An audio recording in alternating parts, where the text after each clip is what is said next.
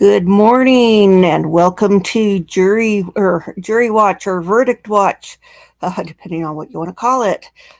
We've got Eowyn here who is happy to see me back. I just ran to the 7-Eleven to get my traditional morning diet due, and she's happy to see me again. So you may hear her purring and vocalizing.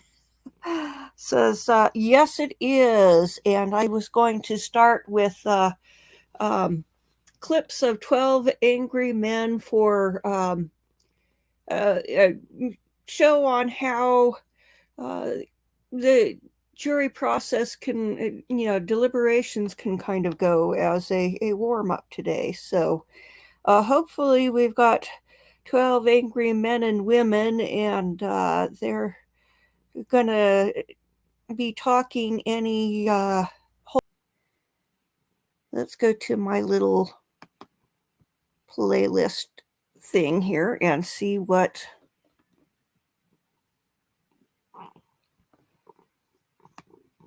because that's a real shame that they got grumpy on me. Okay, let's go to early on in the case with Chad and Lori. So let's go to where most of us really became aware of it, and that is with Nate Eaton. So here, let's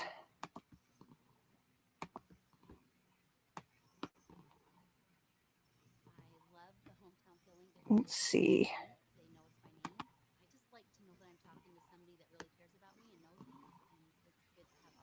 Okay.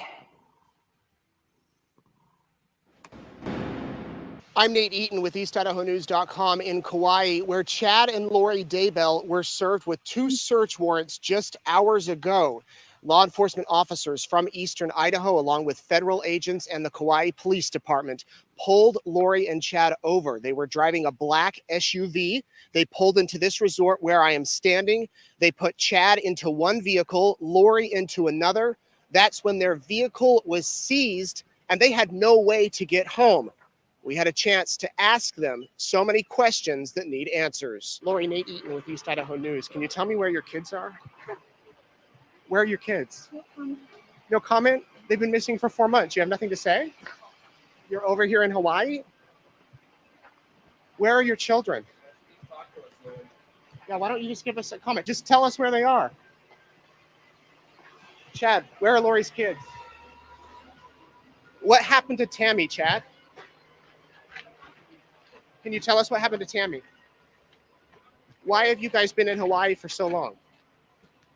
Listen, just tell people what's happening. There's people around the country praying for your children, praying for you guys. Why don't you give us answers? That's great.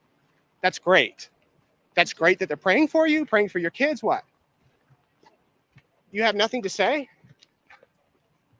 Did you do something to your children? Are your children still alive? That's a simple question. I've got 3 kids of my own. I can tell you every minute where my kids are at. Where are your children? What do you guys plan to do now? Are you you have 5 days to get your children in front of a judge in Rexburg, then what? Are you guys innocent of any crimes? Have you committed any crimes? Chad, you guys have a lot to say on your podcast. You don't have anything to say now? Lori? Do you believe that you were instructed by God or others to do something for your children? If you could give a message to them, what would you say? Listen, if you just talk to us, we'll leave you alone. Family's worried. Tammy's family's very worried. Tammy's family's very worried. Lori, your mother, Kay, came out. Kay and Larry, they're offering a $20,000 reward for your children. And you're over here on the beach? This is your chance to tell your story. Nothing you want to say? One last chance right here. Anything you want to say to the people in Idaho?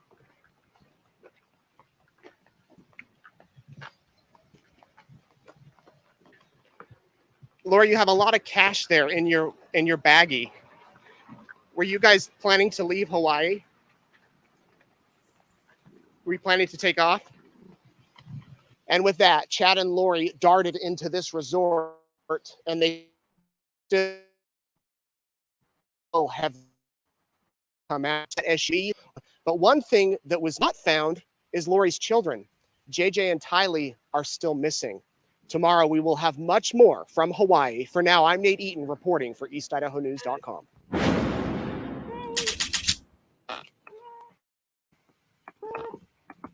Oops.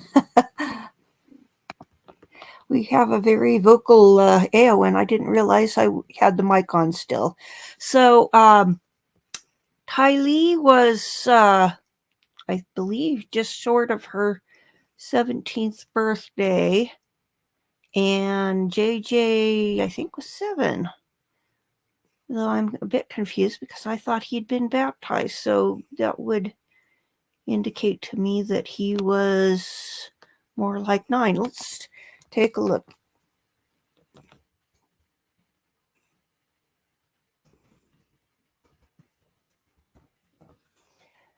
Okay, let's see.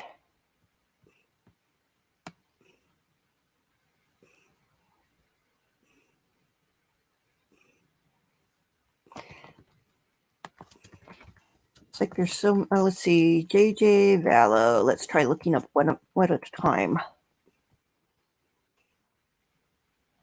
Okay, we got Wikipedia here. So let's see. Okay, Tylee, born 2002 in September, died September 9th, 2019. So she was just about to turn 17, as I thought. And JJ was born 2012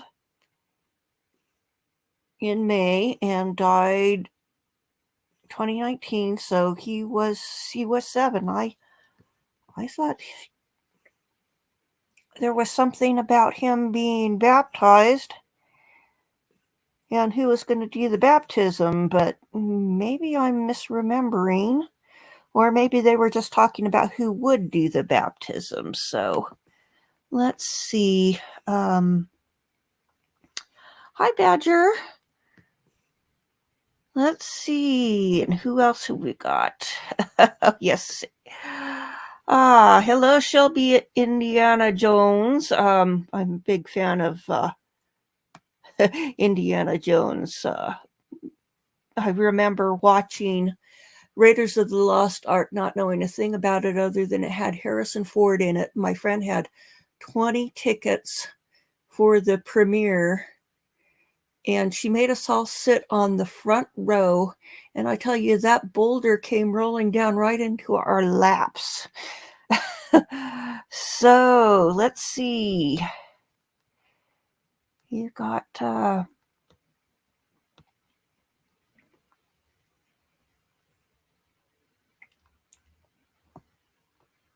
let's see.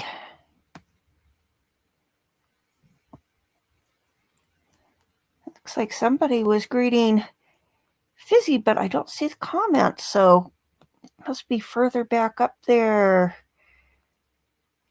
Okay, so maybe they're saying Gizzy and type Fizzy. Oops. Hi, Gaelic girl. So, okay, we have. Let's go back to the playlist here. Okay. Here we go. How East Idaho News tracked Lori Vallow's Daybell.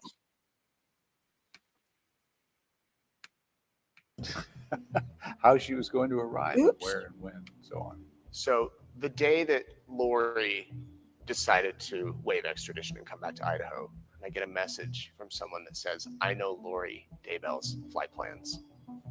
And she sends me an itinerary that says Kauai to LA, LA to Seattle, Seattle to Boise. And I thought that's very unusual to get to Rexburg. And then somebody from Hawaii 2 days before said, I know the flight plan. Do you want it? And it matched. Meanwhile, all the other media are deciding, are we going to be at the Idaho Falls Airport or the Pocatello Airport? We're going to be in Salt Lake stationed. The night before she's supposed to arrive, I'm chatting with a source saying, yeah, we're going to be up at the jail around 8 o'clock tomorrow night because we know she lives in Boise, so it'll be a few hours for her to get there. And this source says, think outside the box. You might want to be there around 3:30. So the next morning, I think I messaged you and said, It's that night. That was it that night, right away. Yeah. I think that she might be flying into Rexburg. Is there a way we can check? And Eric writes back, a law enforcement plane is set to leave Boise at 2:30, and it'll be in Rexburg 3:11. by 3:11. And there was so much buzz in the air that day, that Thursday. I mean, when's she going to come? All the media had arrived, people in public. Is Lori here? Is Lori here? People sending us photos of blonde women at Walmart who weren't Lori but kind of looked like her, thinking that she's back. And we thought, well, we'll go wait at the Rexburg airport and see if she shows up. We pull up there, and there's some old men that are tinkering on their airplane, and one of the guys says, well, here, we can track the plane, and pulls out his tablet and shows us, yeah, looks like this is happening. And meanwhile, Eric's at the jail, texting us, it's 5 out, it's minutes out, it's 1 minute out. Sure enough, we look to the sky, and there it is.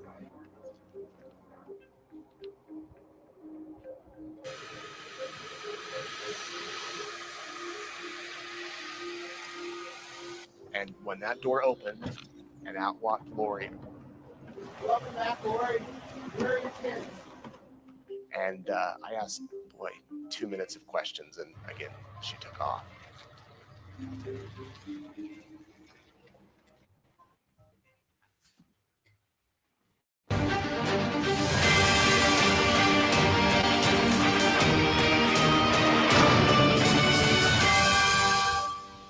I believe you said you had to ask, or not had to ask, but you asked Chad Daybell and Lori Vallow for Melanie's hand in marriage. Is that right? Yes. Okay.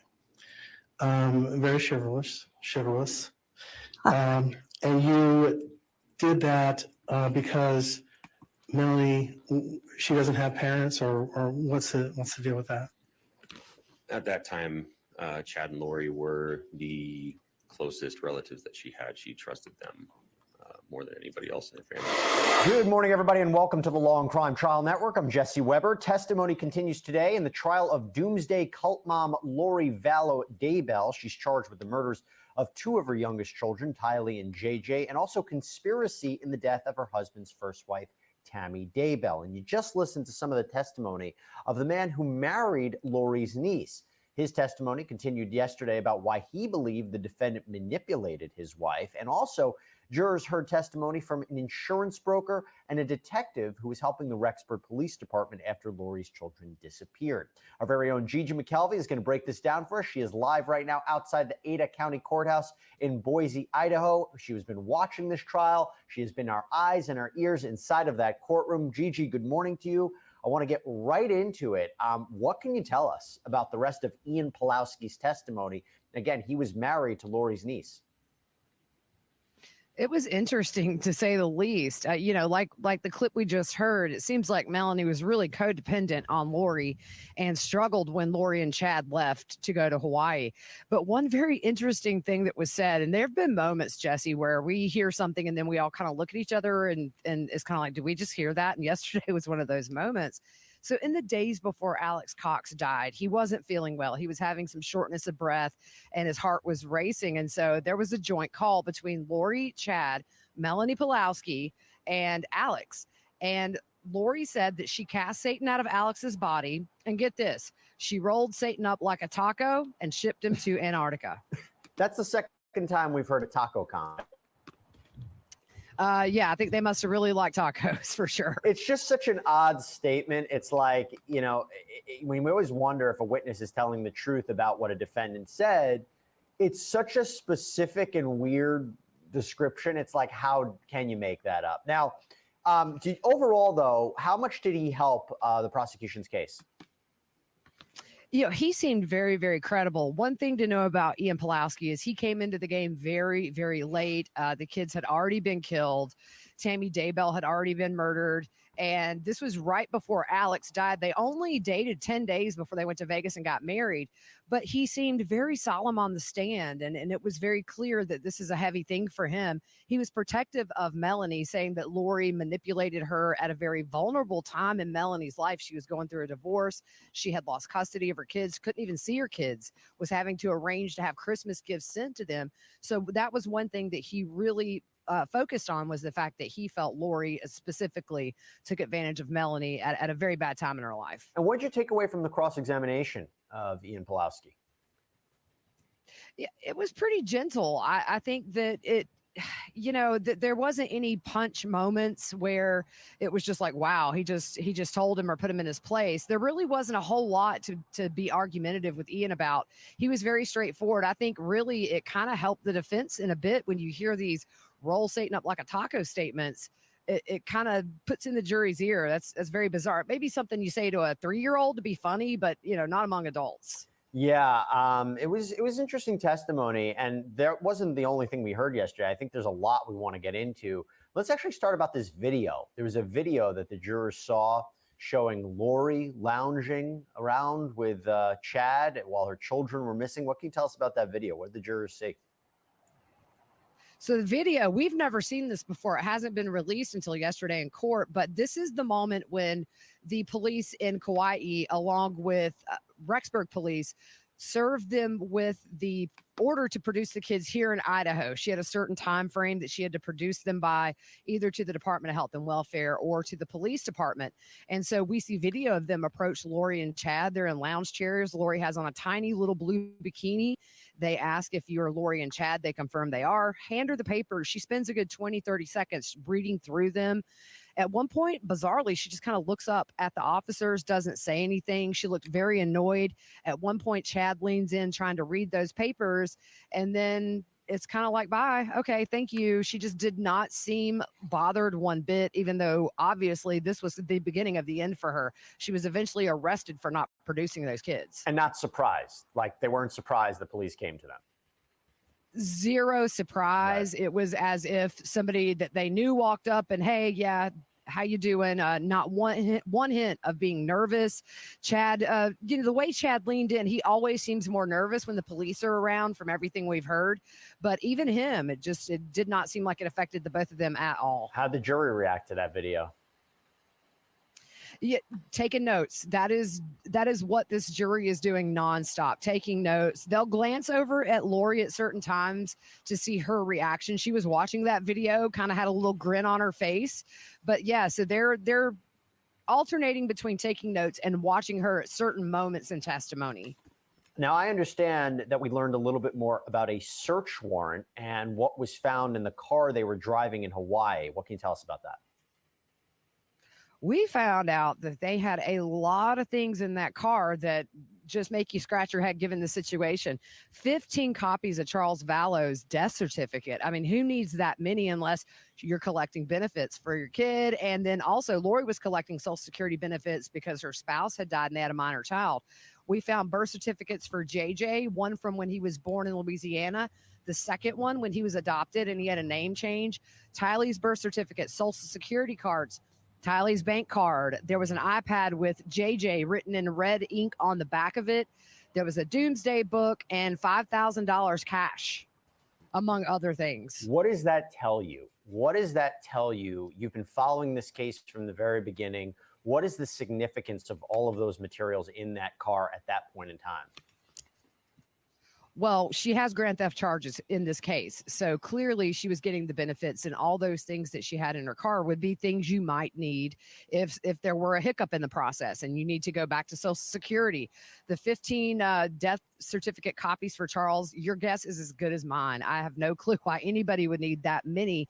But it's the bank card. We know she was using Tylee's bank card after Tylee had been murdered. So it just tells us that, she had everything she needed if something came up and she needed to go back to Social Security, and also that she was spending the money that was designated for Tylee, who was dead at that point. So those pre-ordered death certificates that Chad ordered, I mean, what is that about? So we heard from the benefits administrator from the school district that Tammy Daybell worked at, and she was walking us through the beneficiary process for these life insurance policies. Well, first of all, Tammy Daybell died on a Sunday. That Monday, 2 days later, Chad shows up at the school to collect those benefits, and she didn't see it at first. And she said, well, we're going to need death certificates before we can do this. And Chad tells her he already ordered 8. This is on a Monday morning. Oh, how convenient. You know, I mean, Yeah. my goodness. And then there was this whole talk about insurance, right? I think the insurance premiums, the insurance policies, what were the main takeaways there? Well, the main takeaway for me was that there was one optional life insurance policy, and you could pay more every month to up that amount. Now she started working there in 2017. 2018, there was no increase to that optional policy, but 2019, at the start of the school year in August, that was maxed out. So to me, that makes me think, did Chad say, hey, we need to up your life insurance policy Yeah. or something like that? Because that was the point made, is that year in between when she started and when she was murdered, she didn't change that policy. And also Chad was covered under that as well. And he was obviously listed as the beneficiary. What a big day. I'm curious to see where the prosecution's going to go next. Do we have any idea about when they're going to rest their case and what we might be expecting from the defense's case? I think soon. There was a hearing yesterday after we let out. Now, today's a short day, by the way. We're breaking at noon today. But there was a witness from the FBI who was going to be testifying and bringing in a PowerPoint today. And the PowerPoint was, I believe, over 100 pages, but it kind of summed up the 100,000+ pages that the jury might need back in that deliberation room. But it was argued that the PowerPoint itself was argumentative. It had chapters like manipulation, their religious beliefs, and the judge agreed with the defense that it was very prejudicial and argumentative. So that witness is going to have to strip that down and make it just more fact-based and not so much opinion-based. And the state said they would have him do that. So we don't know if that will be the witness today, or I kind of suspect maybe Ray Hermosillo, who was the lead investigator down there in Rexburg, might close it out for them. But I think maybe 2 witnesses at most, because also what we've heard, Melanie Pulowski left Idaho 2 days ago. The prosecution just chose not to call her, is what I'm hearing. So it looks like we're down maybe to our last couple of witnesses. I don't think that the defense is going to put on a very long case. I think we could be at closings in early next week easily. Lori taking the stand? No, I don't think so. Yeah, I don't That think would so be the either. Hot Mess Express. And I would be here for it, Jesse. I would be here for it, but I don't see it happening. Before I let you go, I've been seeing a lot of chatter online about the Tammy Daybell conspiracy charge that not Gigi faces, sorry, that Lori faces. I think the evidence against Lori with respect to the kids, you could argue, is significant. There is a question: is the evidence against her for conspiracy to commit the murder of Tammy Daybell, is that significant? What do you think? I think if you look at it in totality, you could assume, but fact-based, I was expecting a lot of text messages between her and Chad to come in. I thought maybe Melanie Pulowski might tie that together because she was with Lori in Hawaii when Tammy Daybell was murdered. But so far, I agree 100% saying I haven't seen anything that points me directly to her being involved in this conspiracy, unless that's something we hear either today or with their last witness. But as of now, there's been not much hard evidence put forth on that charge. Gigi McKelvey, excellent reporting as always. Thank you so much. Thanks. Now, Gigi's going to go back into the courtroom. She's going to come back live a little bit later on in the program to give us an update about what it's. Okay. Yeah, I didn't make the connection for years about Robert Kardashian being the father of the Kardashians as we know them. And then Kris Kardashian marries Bruce Jenner, and Bruce Jenner becomes a she. I grew up watching the Olympics and watching him in the Olympics, and it's just mind-boggling for me to think. And on a side note, my sister, being Utah, we've got extreme religiosity going on. And my sister went through a polygamous phase, and we didn't know it. She was secretly married as a polygamous wife, and then I think that was kind of a manipulation to get her to work to support the family. And then he said, "Oh, you're too proud. You know, you need to go off and do some things, you know, to become humble and so forth." And then he kidnapped the first wife. Decided to leave him. He had taken a third wife. Of course, the third wife thought she was the second wife because she didn't know about my sister. And he kidnapped the 8 kids by the first wife and ran off to Mexico with them. And so the third wife was trying to get the kids back, but you know, couldn't do much because they're in Mexico. And so she lured him to meet her at the border under the pretense that she wanted to get back together, and the FBI were there to slap the cuffs on him. And she got her kids back, and then my sister had a nervous breakdown and had been sent back to home by this point. And so she went down to Mexico. That's how we found out about it, when she went to Mexico. And she had a nervous breakdown while she was down there, and so he sent her home.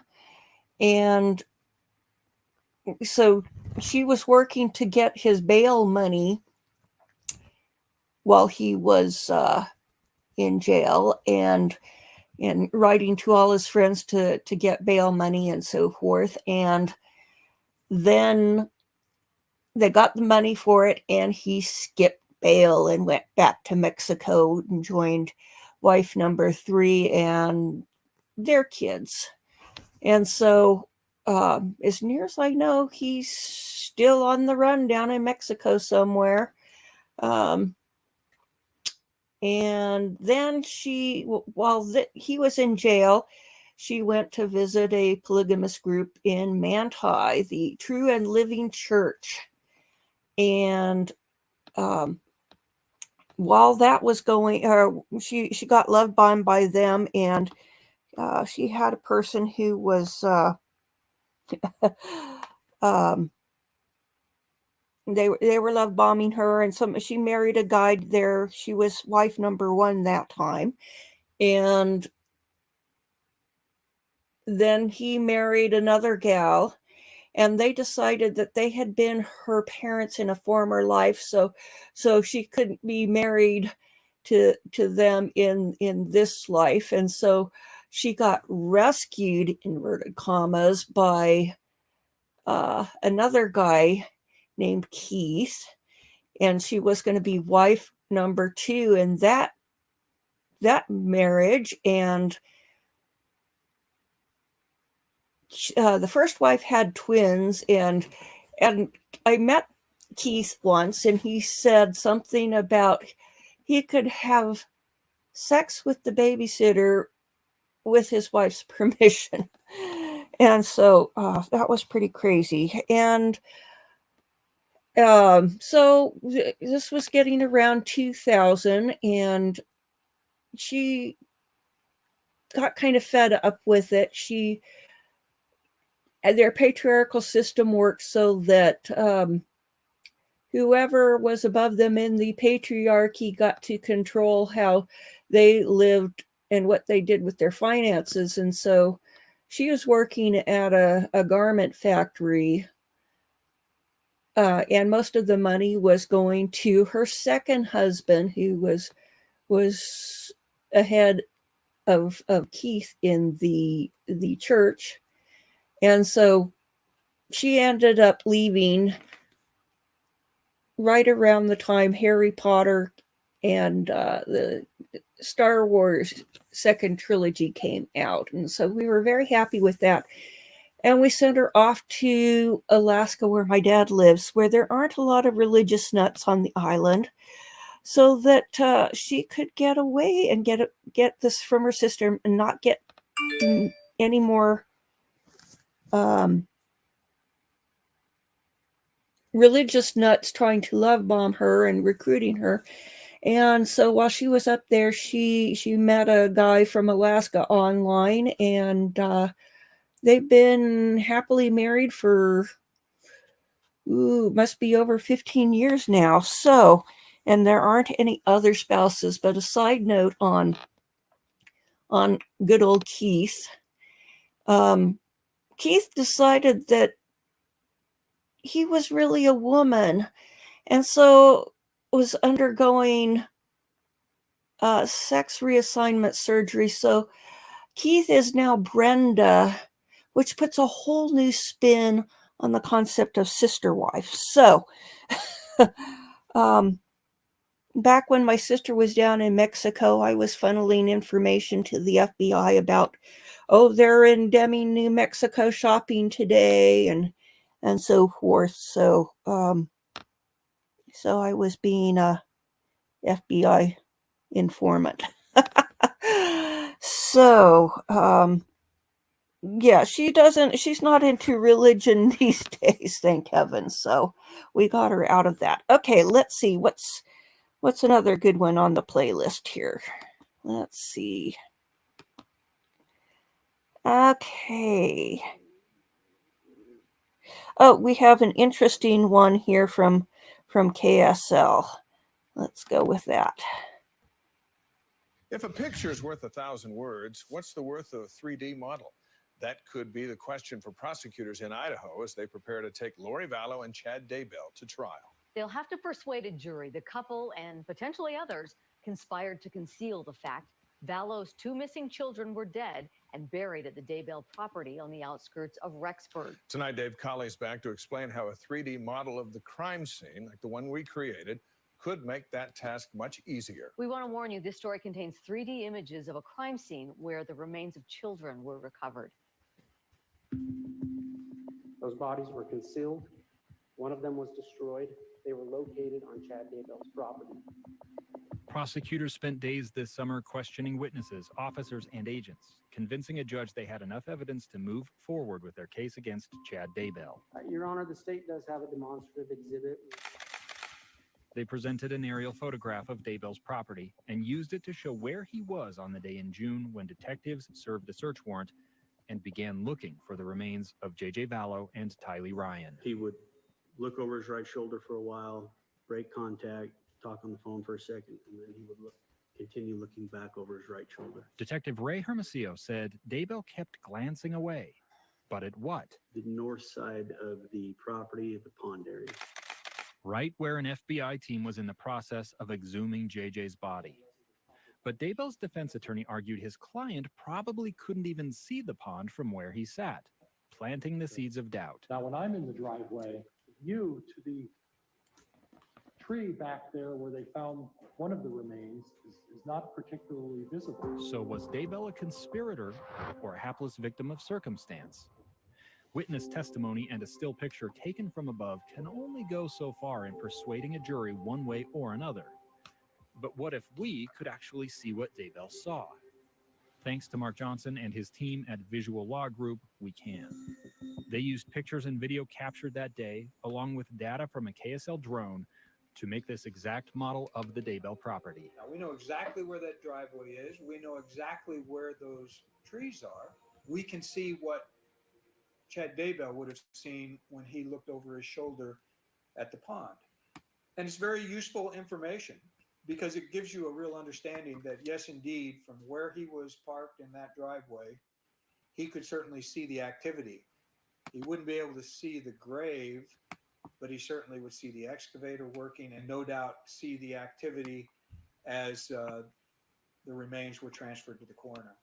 Digital recreations like these are turning up in courtrooms more frequently as attorneys try to describe scenes to a judge or jury. There are 3 primary reasons that what we do is necessary and useful at a trial. First, to educate. in a way words, diagrams, and pictures cannot. You can see that statue of the dog, and then right in front of that statue, there was what I would call an area that looked like it was a grave. Our model identifies landmarks and areas on the Daybell property that detectives have described and put the viewer right in that spot, potentially eliminating confusion in a complicated case. Officer, you're making reference to a fire pit in a cemetery. Are they at the same location? Confusion over questions like, where was Tylee? Her remains had been burned, scattered, and buried over a larger area. Kind of a mass of dismembered human remains. Eventually, we're able to excavate a few pieces. There's no getting away from the fact that these are chilling details and they are tragic, but they also are the truth. Understanding is a stepping stone on the path to persuasion, and that is the second reason. Looking at the model, it conveys something that I don't think many of us get just from hearing, say, a detective's description of that event. Underneath the white rocks was some thin wood paneling. When you see the lengths to which these bodies were concealed and the efforts that were undertaken to recover that evidence, What appeared to be a small body tightly wrapped in black plastic. it does give you an understanding of what took place on the property. And so that becomes persuasive. That becomes an element that affects how you would make a decision in the case. Finally, the third reason. Forensic visualization can play to the heart. The judge tries to have the jury not weigh these decisions with emotion. But every juror is human. You can't help but feel a component of emotion. And had you not seen that, it's very difficult to reach that same level of resonance through words alone. 3D visualization can add an immense amount of emotion, persuasion, and education to an attorney's argument. But it can also open the door to intense scrutiny from the other side, whether that's the prosecution or the defense. People shouldn't accept anything because they see it with their eyes. They should insist on proof. And a good lawyer opposing me should take as many shots as he or she can to try to question the work I've done. But if I've done my job properly, not only will the jury understand what I did, but the judge will say, yes, ladies and gentlemen, this is admitted into evidence. You may consider it during your deliberations. At this point, neither Chad Daybell nor Lori Vallow have been charged in connection with the deaths of JJ and Tylee. Both face only charges related to concealing their bodies. Daybell's trial is scheduled to begin in January. Dave, why haven't they been charged with murder? I think as you look at our model, there's so much data here for the investigators to parse. It takes time, and we know that trial is coming, so one would suspect that if murder charges were coming, they would be in the next few months. All right, Dave, interesting work. Thank you. And if you'd like to take a closer look at the Daybell property, we've got an interactive version of our 3D model on our website, ksltv.com. Thousands of police documents this week now reveals questions about the death of Lori Vallow's third husband. According to Lori Vallow's friend and family, she often bragged about a failed attempt to actually murder him. News specialist Garna Mejia is in the newsroom with these startling new revelations. Garna? Yeah, good evening, you guys. After Charles Vallow was killed, Lori's friends say they started taking her comments more seriously, including her statements that she had paid her brother, Alex Cox, to kill her third husband, Joe Ryan. Now, Alex is connected to every death attributed to Lori Vallow. There's got to be somewhere where they've talked this through, because Lori and Alex planned Joe's death. Right after Lori's fourth husband, Charles Vallow, was killed, Adam Cox started raising red flags about Lori's self-defense justification. Adam is Lori's older brother and Charles's confidant. Lori thinks that death is nothing. When Lori's other brother, Alex Cox, shot and killed Charles, I shot him to stop him. Adam told detectives there was more to consider. The history with Lori and Alex and Lori's ex-husbands. Yeah. And so there's a whole pattern of things there. Lori and her third husband, Joe Ryan, had a bitter custody battle over their daughter, Tylee Ryan, including Alex's 2007 physical assault of Joe. And they planned out how they were going to kill Joe. And Al was going to taser him, throw him in the trunk, and take him out to a field and shoot him, and then bury him. Well, Al went to taser him, and it didn't work, and Joe called the cops, and Al went to jail. Lori even told her friends. So Lori had said before that she hired her brother to kill Joe because of stuff he did to him. Joe survived. She said eventually Joe's going to die for what he did. And in 2018, Joe did die of an apparent heart attack in Arizona. And it's odd that Joe, her ex-husband, supposedly died of a heart attack when they were desperate for money, and he left her $50,000 and Tylee gets $2,000. Now, police in Phoenix briefly revisited Joe Ryan's case earlier this year, but they were not able to find a connection to Lori Vallow. We also have new developments in Idaho, where Judge Stephen Boyce has decided to hold Lori Vallow and Chad Daybell's trial outside of Fremont County. That's for the murders of the 2 children and Chad Daybell's late wife. Now, Boyce plans to stay on the case. He wants to hold a trial in Ada County, which would include Boise and a much larger population. Back to you. Okay, let's take a short a short break here so I can see what videos I've got, because they aren't necessarily in the order that I was thinking would be good for showing them. So let's see.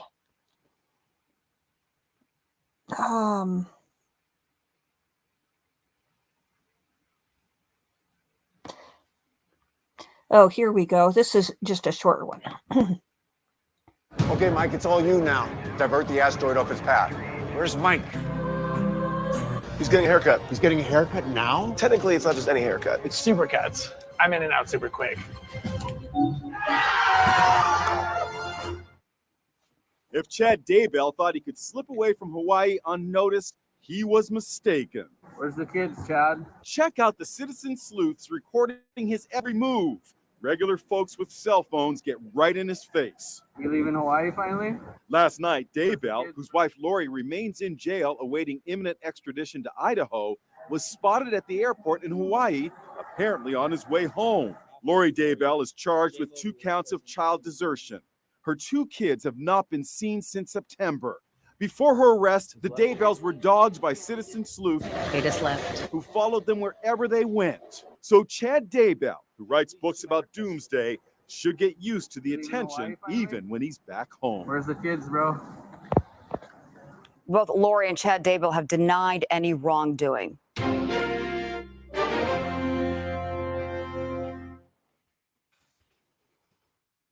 Oh, let's see. Okay, let's make it smaller here so that I can see my playlist again. Let's see. Okay, this is one that we've all had questions about, so.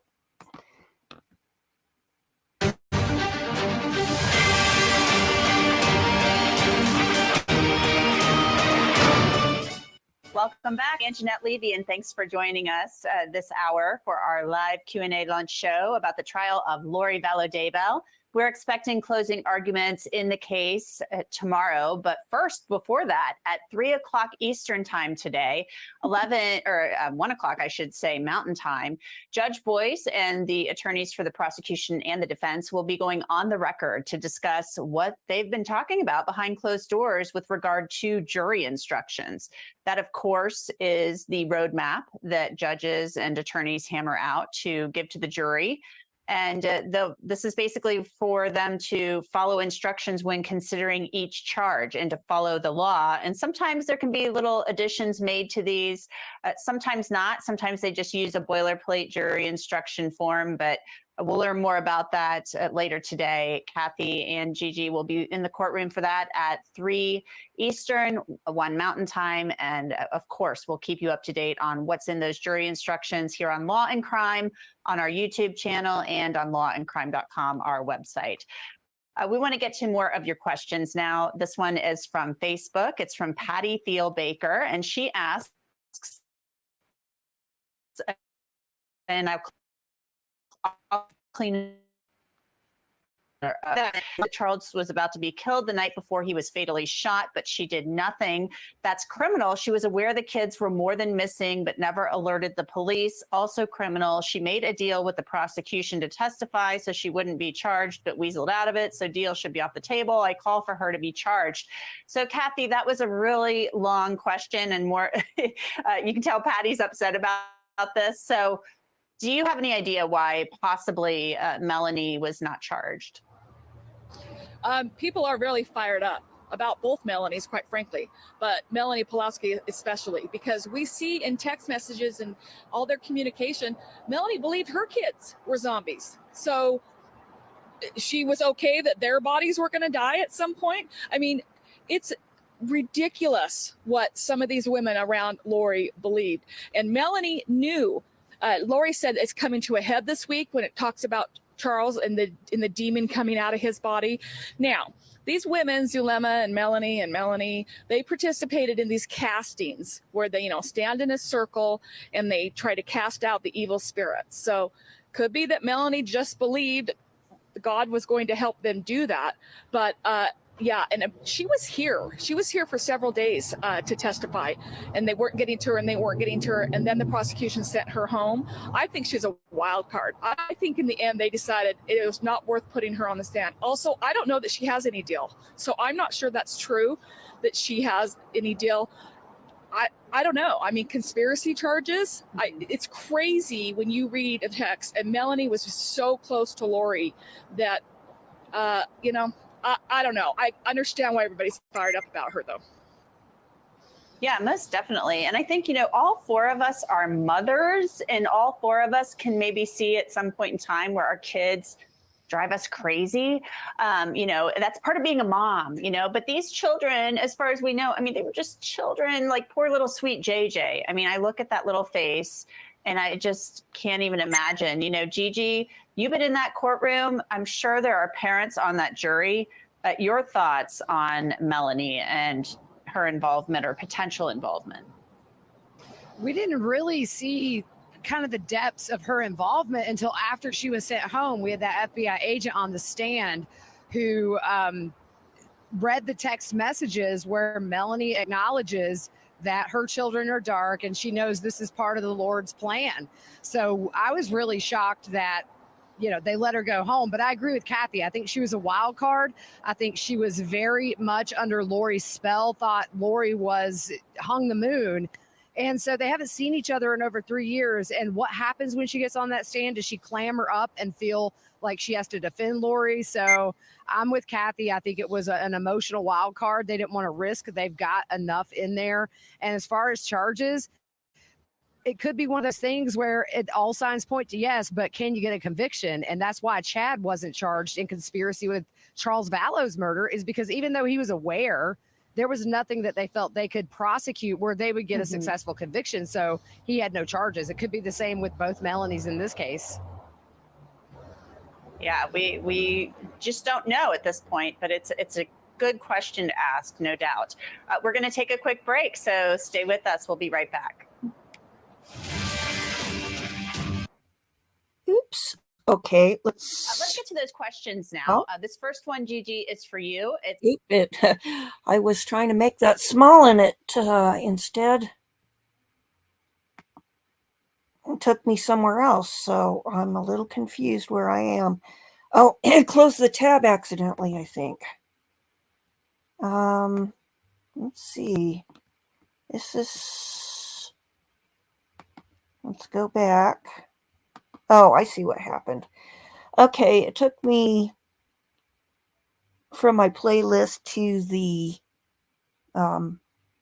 website for the video for. Okay, so back to my playlist.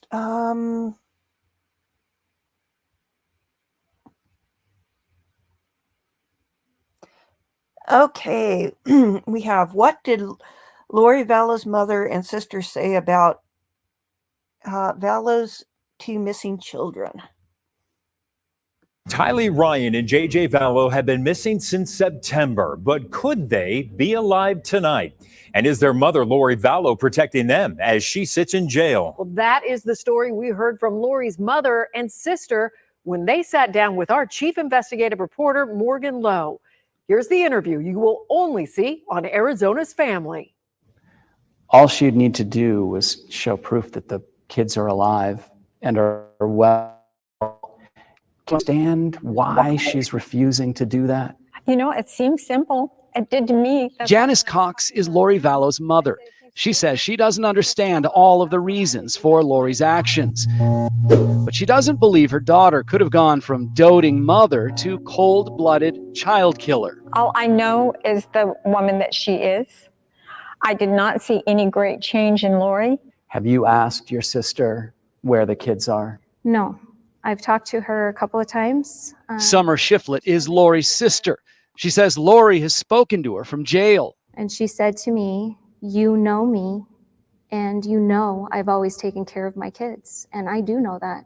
So where are the kids? We'll get to their theory in a moment. But first, Janice and Summer say they don't believe Lori had anything to do with her late husband Charles Vallow's death. Lori's brother Alex shot and killed him last July and said it was self-defense. Alex himself died mysteriously in December. They also don't think Lori had any role in the death of her new husband, Chad Daybell's former wife. She died in her sleep in October. Are you defending Lori because she's your daughter and she's your sister? Or are you defending her because you really think that she did nothing wrong? We really think that she did nothing wrong. She's had some bad judgment. She's married a few men that we didn't care for. She'll be the first to say that Yeah, she's made a lot of mistakes and she's paid high prices for those mistakes. So what is the scenario that Tylee and JJ are still alive? Well, to us, we believe they are because we know Lori. And we have seen her dedication. Are they in a bunker somewhere? Are they with friends? Where do you think they are? We don't know. We wish we knew. We don't know. But we also don't know what Lori has been through. She was being threatened. She was being followed. Who was threatening her? Well, Kay was threatening her. And her brothers. They're very upset about Charles's death. There was a lot of threats made to Lori. Kay Woodcock is Charles Vallow's sister. She's been leading an effort to find the children and to pressure authorities to take action against Lori. Kay denies she threatened Lori, but Janice and Summer say that is the basis for why Lori moved to Idaho, then, according to them, hid the children somewhere and has refused to produce them. Do you think she's in a cult? No, No. we don't.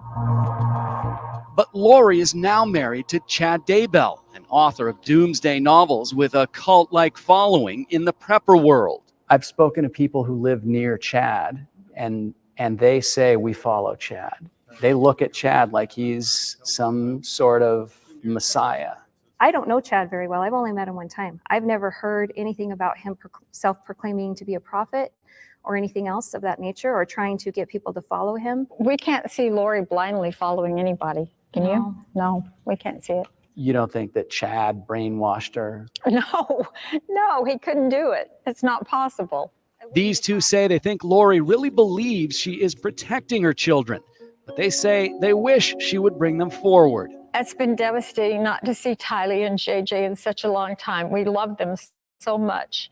And it's been devastating not to see Lori. Is there any part of the dark recesses of your minds that say maybe she cracked and maybe this is not going to end up well? We have gone through those scenarios probably 100 times. If something has happened to those children, it is not by her doing. And it's not by her permission. She couldn't crack enough to do harm to her children.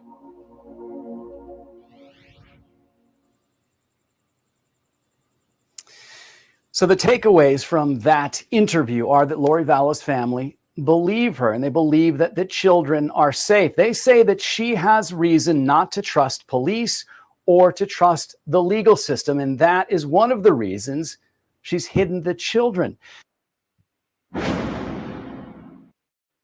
Oops. Tylee, Ryan, and JJ Vallow have been missing since September, but could they be alive tonight? And is their mother, Lori Vallow, protecting them as she sits in jail? Well, that is the story we heard from Lori's mother and sister. Oops. In trying to minimize the screen, I started that video over again. Let's see. Yes, I thought that, we didn't know what was going on in the early days. And so looking at some of the early news stories is really fascinating. So let's see. Here we've got a woman who speaks out after spending 4 days in jail with Lori. So let's look at that one. A woman who spent time with Lori Vallow Daybell in the Madison County Jail is speaking out about how the mother was acting days after she was taken into custody here in eastern Idaho. Welcome back, Lori. Where are your kids? Daybell arrived in Rexburg on March 5th from Hawaii. She didn't have much to say to me then, but when she was booked into the Madison County Jail, she opened up to a woman who was in the same jail pod. Now, this woman has asked EastIdahoNews.com not to use her name for safety reasons, so we are calling her Melissa Cook. Jail officials confirm that the two were in a segregated pod from March 5th through the 8th, and they were the only two women in there. Cook says she made it a point not to ask Daybell about Joshua J.J. Vallow or Tylee Ryan, her children who had been missing since September.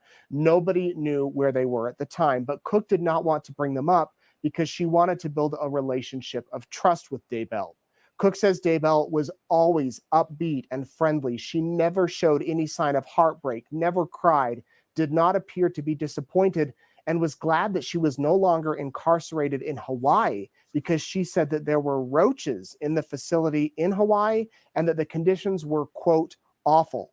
Now, the day after Daybell was booked in Rexburg, she was scheduled for her initial court appearance in Madison County. You might remember media outlets from across the country were huddled outside and hundreds of people showed up.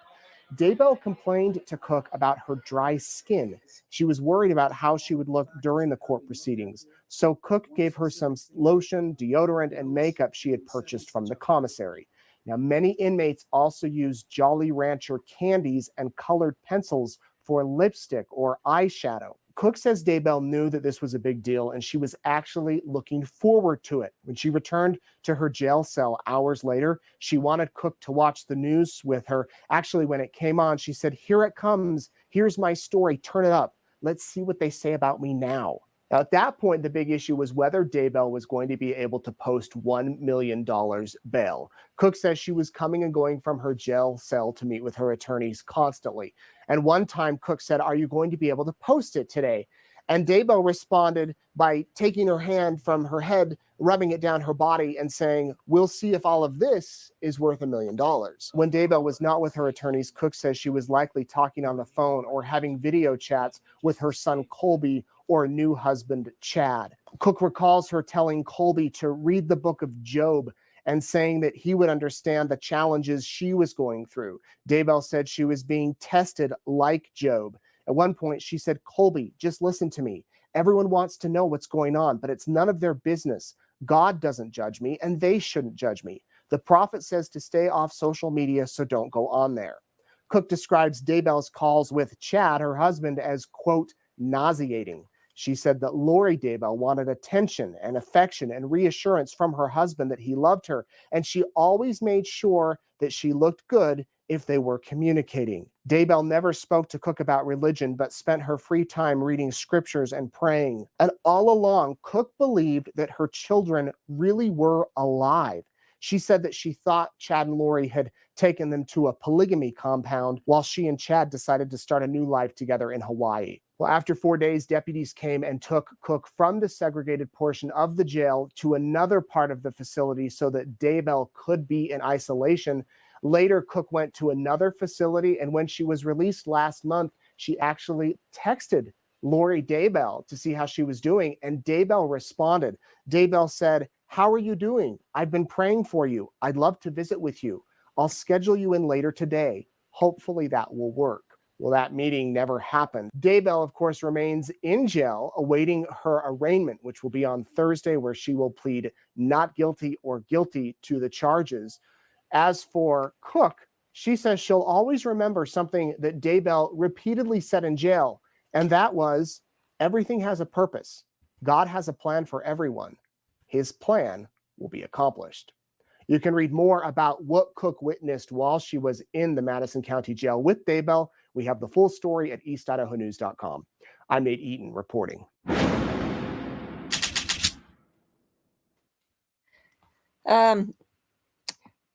Yes, the charges on Tammy are a little more problematic because, as the defense pointed out, we don't have a clear cause of death. It was kind of a process of elimination. And he said, well, couldn't it be that she had a seizure and died? And the medical examiner said that he couldn't rule that out. And so, that causes them to have to examine reasonable doubt and go into the supporting evidence of conspiracy. And so I really think that it's Tammy that is causing things to take as long as they are. Let's see what we have next. Oh, we've got another, I think this is another Nate Eaton video that Inside Edition put out. So let's do that one. Why don't you give us answers? More details are emerging about Lori Vallow Daybell, the mother of 2 children who have been missing for almost 5 months. Rich Robertson is a private investigator hired by Brandon Boudreau, the ex-husband of Lori's niece, Melanie. He told me this wild tale of killing and missing people and his religious cults, and that he'd been the victim of a drive-by shooting. Robertson says Brandon believes Lori's brother, Alex Cox, is the man who shot at him.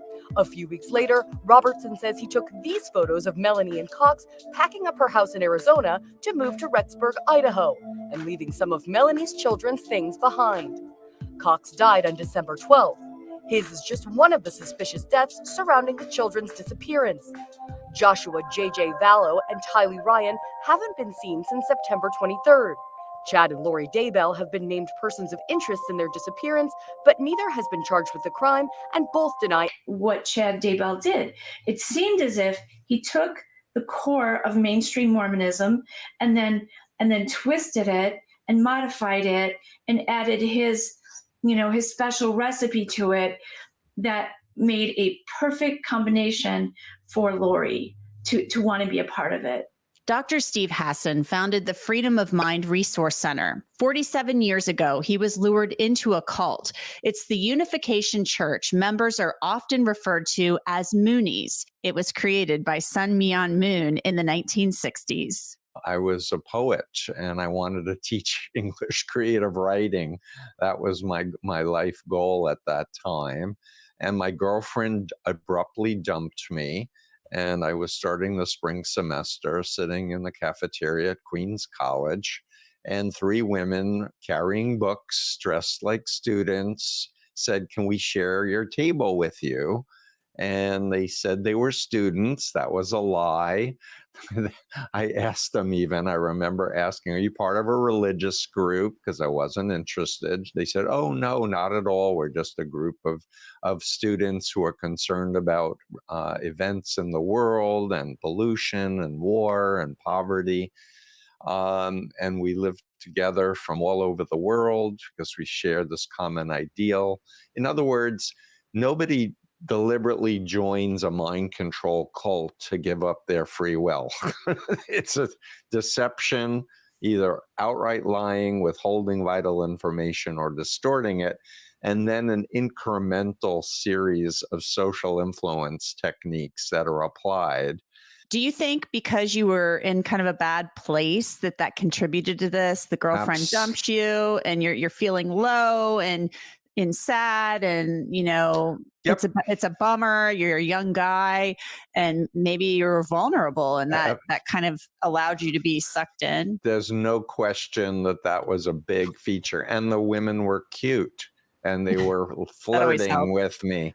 So, but there are situational vulnerabilities, death of a loved one, illness, graduation, losing a job, divorce, breakup of a relationship, life cycle events for all human beings, we can be more vulnerable to some confident, smiling, friendly person, especially if we're attracted to them. Being sucked into a cult and its belief system is one thing, but actually carrying out killings takes this to an entirely different level. So how does it happen? What these religious predators do is target the vulnerabilities of people. Now, this does not mean that people are somehow weak-minded or anything like that. What a vulnerability is a desire very often. Like, for example, if somebody has the desire to feel special, to feel part of a special mission, the desire to feel loved, or the desire for better health, the desire to help others, the desire to change the world or to serve God in a certain way, the desire to help their family. These are vulnerabilities. Now, this could be any one of us. We all have desires to do what is good. So when we meet a charismatic person who comes in with the perfect solutions to help us accomplish our desires, now we let our guard down a little bit. And the thing about cult leaders is that they are very, very good actors who never break character. They flatter with promises of the afterlife. They teach positive things while also doing horrible things.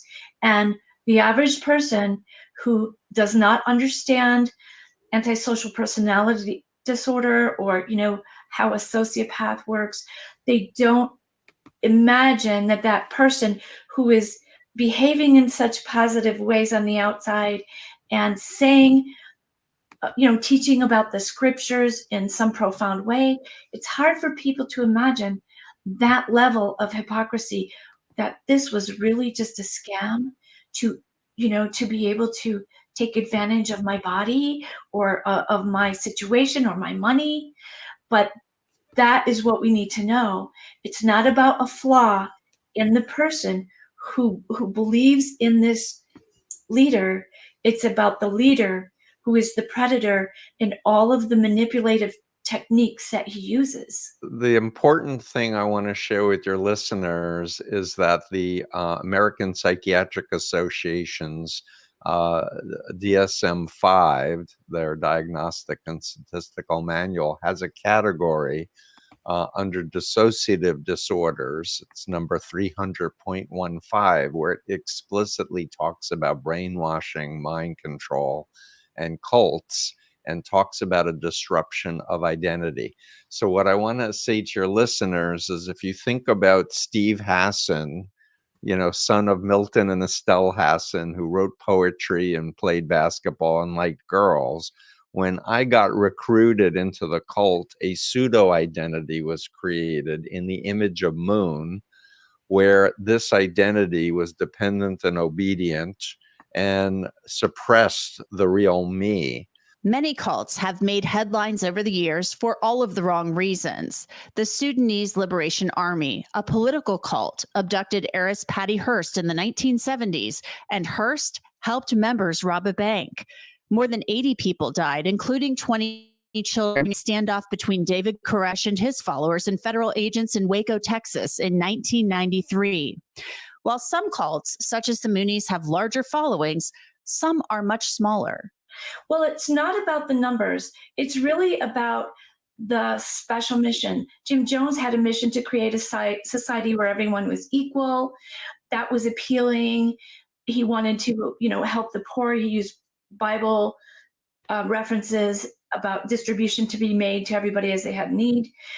David Koresh claimed he was the Messiah. He wanted his followers to prepare for the end of the world. Charles Manson claimed he was Jesus, and that the murders would speed up a race war, again, to usher in the end of the world. Heaven's Gate, even NXIVM, their mission was to make the world a more ethical place and bring more joy into people's lives. So what was Chad's mission? Was it to prepare the world the people of this earth for the second coming of Christ. So it doesn't matter how big it is or how small it is. In my situation, it was a very small group, let's say about maybe 10. And then it turned out that none of them, other than myself, actually believed in the mission. They were all just imposters and accomplices to exploit me. So whether Chad believed his own teachings or not, I don't know, but it does appear that Lori believed them. And I would also say this, no one joins a cult. It doesn't look like a cult. They join a positive movement that they believe will help forward a cause that is important to them. As far as Lori Vallow Daybell goes, was she actually indoctrinated into a cult by Chad Daybell?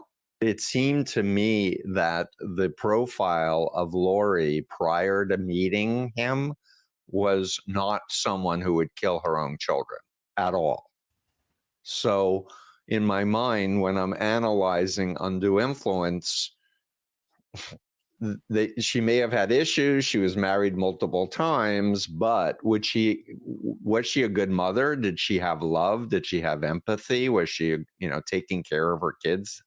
Everything I knew about her was yes. So then the issue is, what happened in her mind that she came to this extraordinary, grandiose, narcissistic mindset? And it did mirror, to a certain extent, my own brainwashing and mind control experience, because I believed similarly that the world was satanic, that it was okay to kill if God's will said so. So how can any of us realize when someone is trying to control our thinking and manipulate us? My advice would be to use your critical thinking. Just because there is a coincidence doesn't mean it came from some divine being. Coincidences feel naturally divine. We want to say, oh, this is a sign that this happened. So I would say, take time to evaluate. Don't be floored or swayed by a person's kind personality. Really look into the facts. And if you're looking and concerned about a family member, watch for identity change, because there's a way to unfreeze a personality by breaking them down, change them into the person that the cult leader wants them to be, like a reflection of the cult leader. Lori Vallow Daybell hasn't put up much of a defense to date, and it's not clear whether or not her attorneys will claim that she was brainwashed. So far, they haven't. For Law and Crime, I'm Anjanette Levy. Okay.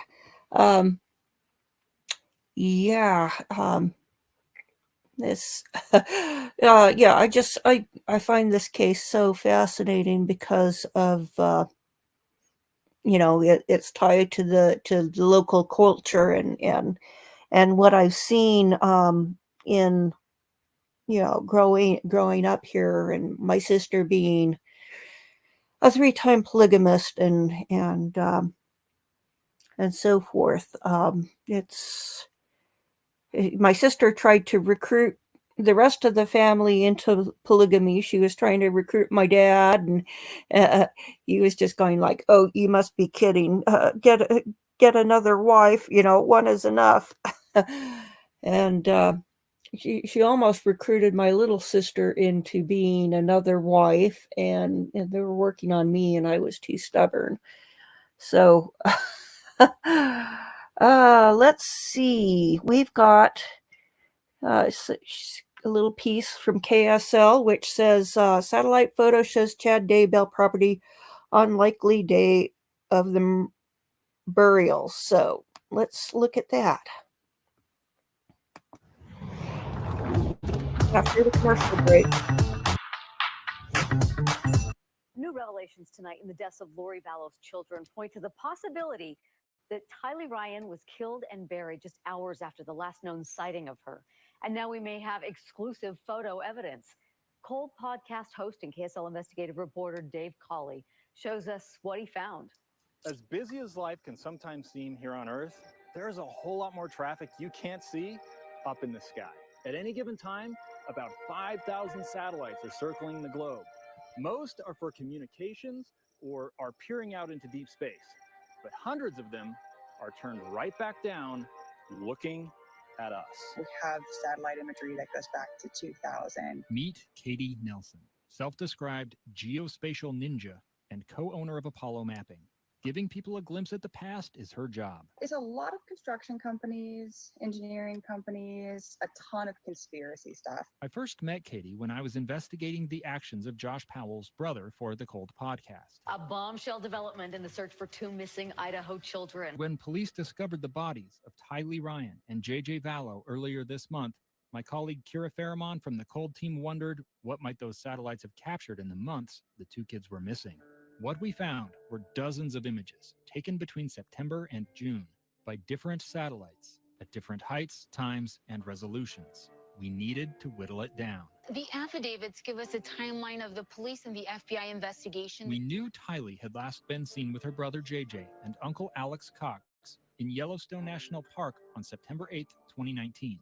Then came the release late last Friday of this police document showing how investigators traced Cox's movements using cell phone data. It showed him going from Yellowstone back to Rexburg, where he and Lori lived in neighboring apartments. At 2:42 a.m., Cox left his apartment and went to Lori's for nearly an hour.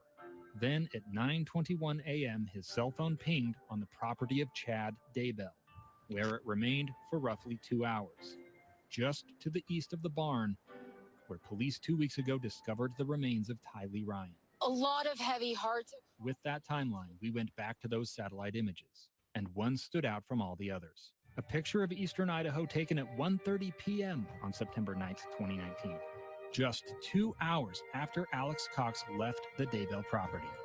We bought a copy of the picture. Zooming in, you realize only so much detail is visible in a photograph taken from 430 miles above the Earth.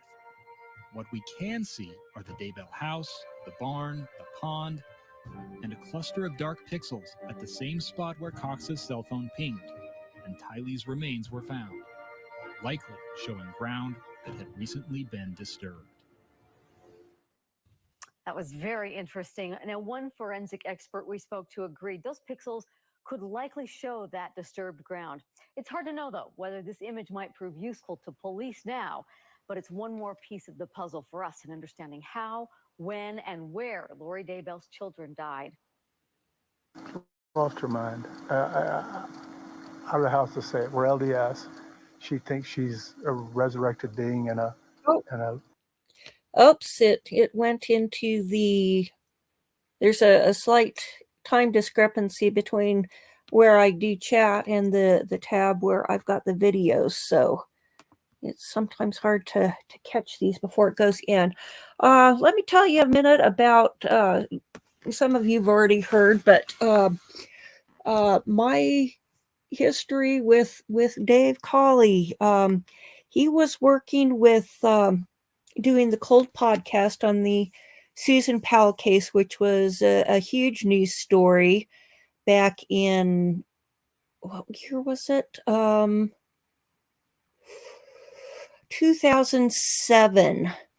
And Josh Powell went on a camping trip and came back and said that, and his wife was missing. There was a massive blizzard that day. And, people are going, you didn't go camping. And his wife has never been seen since. He ended up having a custody fight with her parents over the boys, Charlie and Braden, and during a supervised visit with CPS, he killed them and blew up the house. And so I met Dave through the Cold Podcast discussion group and at a memorial for Susan. I think it was the 10th anniversary of her last being seen alive. And I was trying to interest him in doing a season of Cold on my friend's mother's case. Heidi Black was a school chum of mine, lived around the corner from us growing up, and her mother was brutally murdered. I was going past the old neighborhood one day, and I saw all the emergency vehicles out front and the mobile command post, and I went, oh, I hope that's for something around the corner. But no, it wasn't. She was brutally murdered. And so I'd been over to the house and played a few times as a kid, and I'd been doing research, trying to find things, reporting leads and so forth, and it wasn't going anywhere. And this was 9 years in on the Sherry Black murder with nothing. And so, he said, well, if they're not willing to work with him, it's kind of hard to do the podcast. And so I was contacted Heidi to see if they were interested, and they're going, oh, we're working with somebody from some other thing, and they were going to have a piece in People magazine, and so she wasn't really interested in that time. I went, well, fine, if she doesn't want to. And so a few months later, I was listening to a podcast about a case where you had a mother with a murdered daughter, and she was trying to identify the killer by looking. They had a phenotype image from a blood stain left on a door frame in the girl's apartment. And so she was looking through high school yearbooks trying to identify the person who left the blood from the image created by the phenotype. And so she did track down the person, but it turned out that it was contamination. The daughter had been loaning out the apartment to her friend for a romantic assignation, and her boyfriend had cut himself and left the blood prior to the murder. So it ended up being nothing. And I got thinking, well, gee, that's the Vidocq Society said that the killer would live within blocks of the murder scene, and so forth. And so I started putting my detective skills to use, and I contacted the detective on the case, and it turns out he was a year behind me and Heidi in school, and said, and while I was researching that, I came across this obscure podcast on the case, and this comment was left by a guy, and it was thoroughly crazy. So anyway, I reported this guy as a suspect, and because he had a fixation on Heidi, and says, well, we've ruled him out already because of stuff that I can't go into. And so I went, okay, understood. And so then I gave him the suggestion about looking at yearbook photos for Granite High School, where we all went to school, because if he lived within blocks of the murder scene, he would have been going to the high school. So he thought that was a good idea and was going to check into that. And so that was in June, and in October, I get a notification on Facebook that they're having a press conference about the arrest of a guy who confessed to the murder, and his name was Adam Durborough. And I go, Durborough, that's an unusual name. I wonder if he's related to the Durborough family who lived 2 blocks west of me. And so I started doing research and found out that, yes, he was the adopted son of Joe Durborough, who chased my older sister in high school. So yes, my sister, the 3-time polygamist, could have been the adoptive mother of the killer in the Sherry Black murder. So I was helping Dave Cawley research, providing information on the case and so forth. And then Marcos Ortiz from KUTV contacted me wanting background information. And so I was feeding information to both of them. And sadly, we lost Marcos Ortiz last September, and he encouraged me in going ahead and starting the true crime channel. So, oh, they reached the verdict. Oh, let's check Twitter. Let's see.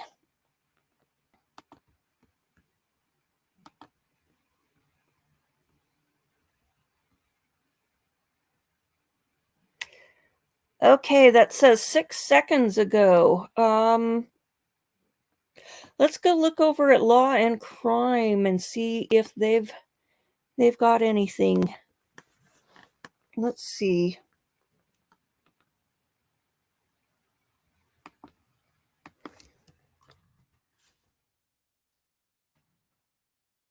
Okay, are we ready for a verdict? It'll be about an hour, they said, to give everybody time to get to the courthouse, like attorneys, if they are off for lunch or something. So let's see. Law and Crime. Here we go. This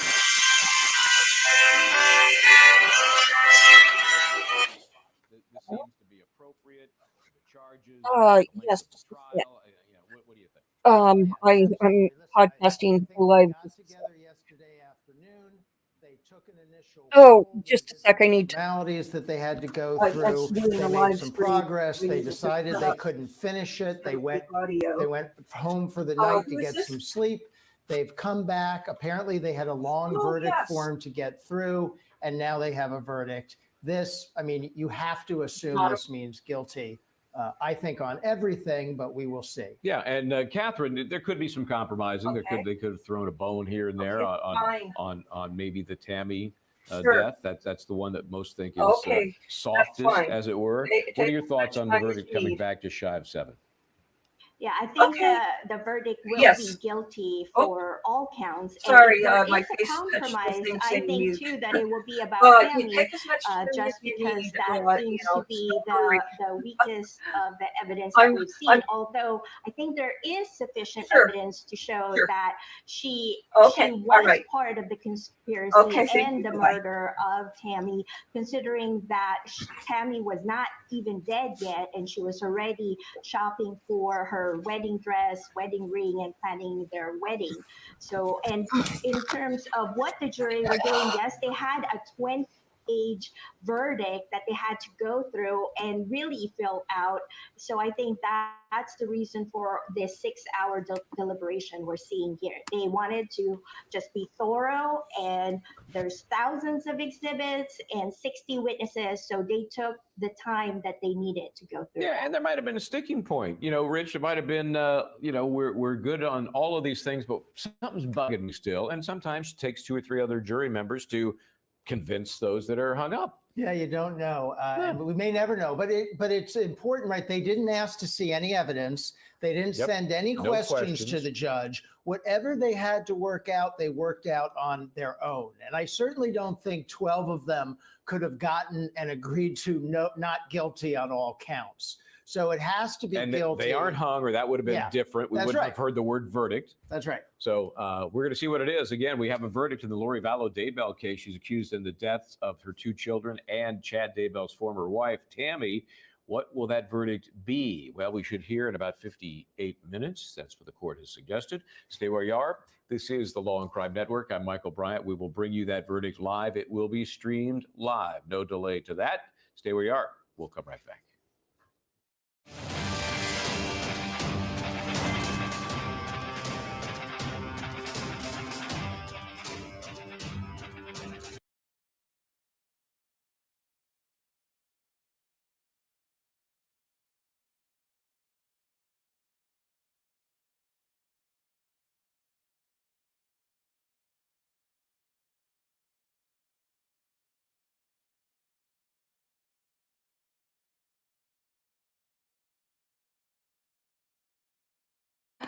Sorry about that. I needed to unmute myself. Yeah, how appropriate to have this just before Mother's Day, and ditto for Letitia.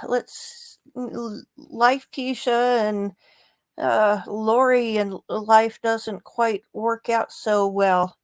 But it's Mother's Day on Sunday. For those who don't know, the United Kingdom Mother's Day is in April, I believe. So, yeah, a lot of times the cameras in courtrooms don't seem to be the best. Thank you, Samantha. Yeah, I've always been into true crime since I was a little kid, 8 years old. You had the Hi-Fi murders up in Ogden, terrible, terrible crime. Um, Multiple victims, I think 5 victims tortured, forced to drink Drano, pencils shoved in ears, terrible things. And 2 of the victims actually survived, but not for lack of trying. I think that they were believed to be dead. One of them was faking being dead at that point. So, is it all over Europe? Oh, that's good to know. Gaelic girl, where are you located at? Are you in Ireland too? Oh, yes. Please do hit the thumbs up button.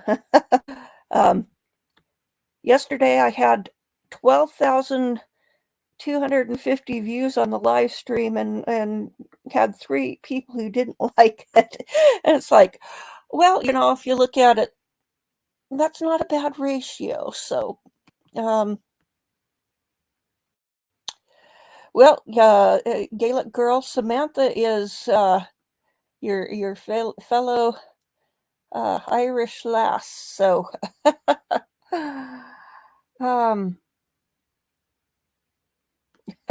y'all, that you must be imitating a Texan.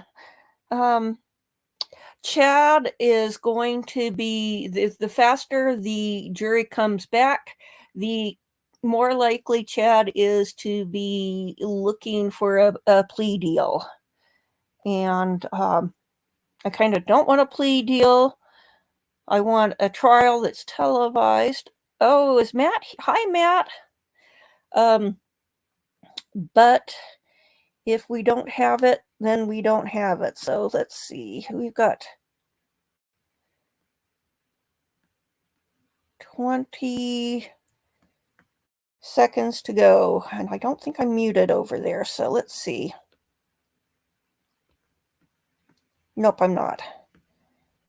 So it'll just start up.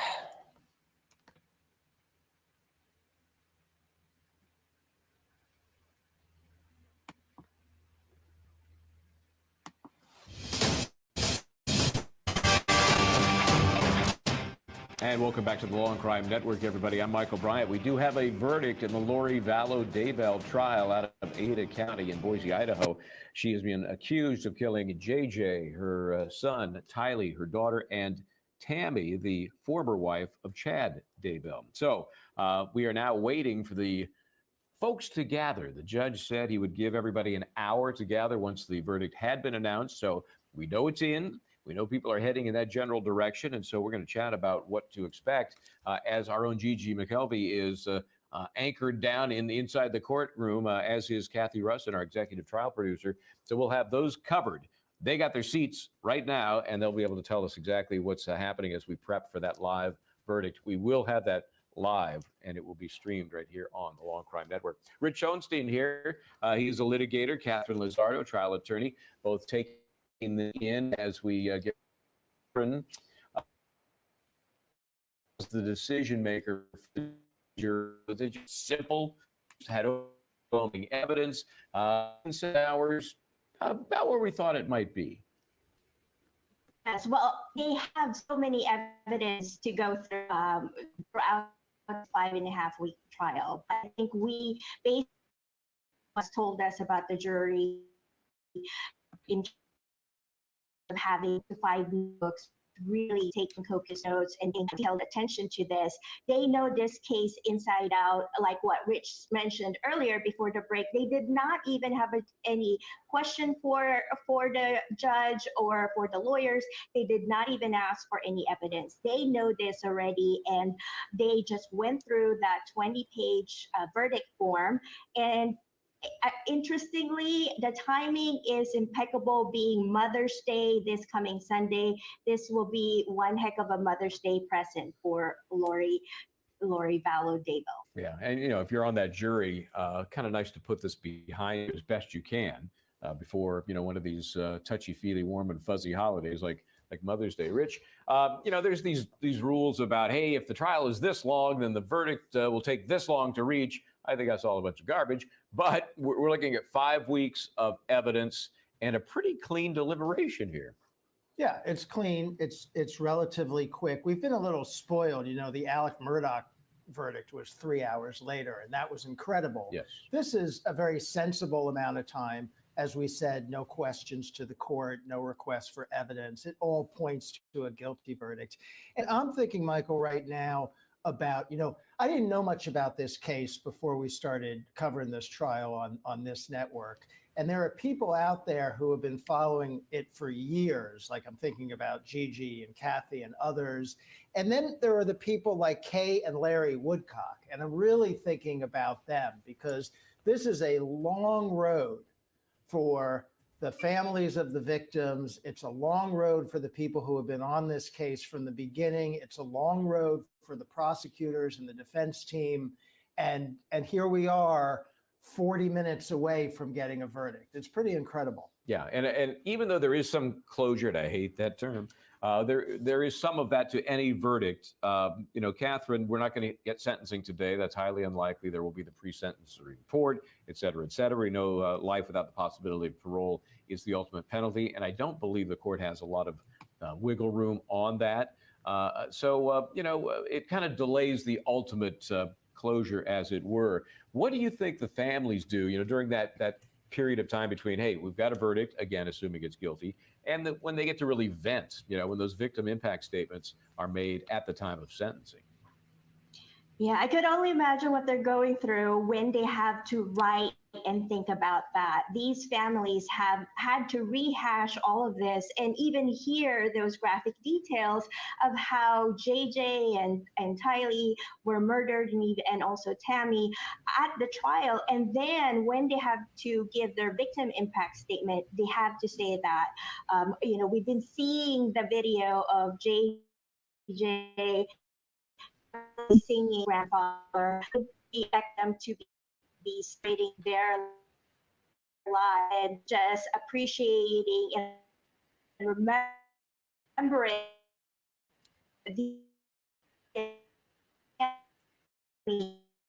this moment.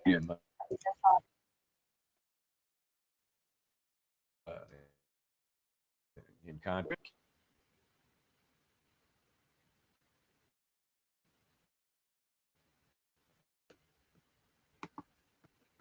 As it were, Colby. I'm not sure he's exactly on mom's side. Would you expect to see a victim impact statement from him? And do you think that might play out? That is a good question. I mean, as you said, I'm not sure, depending on the scope of the verdict here, how much room there's into the thing. Obviously, we allow impact statements not just to help the judge with sentence, but also as a forum for the victims to get some catharsis. So maybe you could hear something from him. I assume you might hear something from the Woodcocks. I mean, there could be some very gripping victim impact statements in this case. And I can imagine, Catherine, I could see, and again, we're jumping ahead here, speculating to the nth degree that there is some finding of guilt on some level. I could just imagine Lori Vallow Daybell sitting there at the table while this is playing out and consistent with her persona through this trial and leading up to it. It's like, it doesn't matter. None of this matters. And I don't know if it's an act or delusion, or a combination? What's your take? It's probably a combination of both. Like you said, I can just imagine her smirking still at that table, which is one of the reasons why I think we are not allowed to see the actual trial on video and just audio here. But yeah, it's there. Chad, and she's at peace. Sad closing arguments. I know we didn't get much chance to go through it because of this breaking news about the verdict being read soon. Is the defense actually head on talked about their religion, and I quote that he had their weird religious bubble ends. I think that resonates that we'll know what these were thinking about. Yeah, I think in the normal, he's going to act as they've been accused of acting based on these beliefs. You're right. Well, you mentioned the defense closing. Let's take the opportunity to fill in some of the time between now and that verdict to be read live here on Law and Crime by picking up where we left off with more of the defense closing arguments in the Lori Vallow Daybell case. Now, if Lori has a plan to kill her kid next week, why go to all the trouble to hire a babysitter? Why bring the babysitter over and introduce her to JJ and the medicine and the routine and the school? Why take JJ into school if you're going to kill your kid next week? Why do that? Because Lori didn't have a plan. She wanted to be with Chad. They were obviously having an affair. Chad told her all the time about dark and light things. But there was no plan by Lori to kill her kids, or else she wouldn't have done that. So did she lie about it? Yeah, she did. When people started showing up, hey, where are your kids?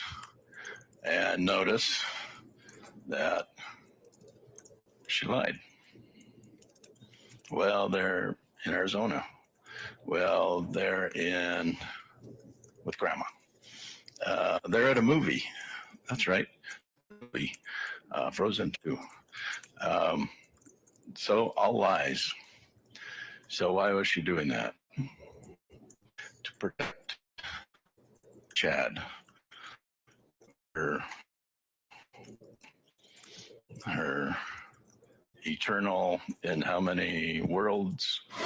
So Mr. Archibald there continuing as the defense closing arguments played out yesterday in front of this jury. Said whatever act you have or not is now kind of in the hands of the jury in terms of announcing the verdict that we know is now in. This is a live shot outside the courthouse in the county. This is in Boise, Idaho, and as you can imagine, the scrum is going to continue to build there as we wait another half an hour or so for the live verdict to be announced. We will begin in the courtroom for verdict. We won't just be here. We'll actually see it unfold. We'll see Lori Vallow Daybell at the table. We will see her stand this jury's decision regarding her. So, Rich,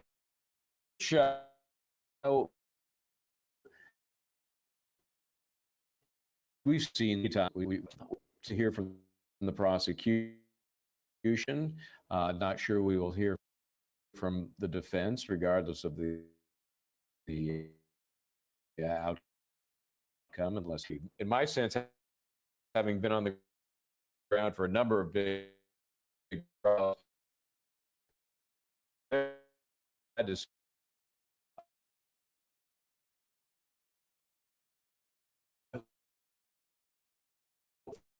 locals, it's just good to be over.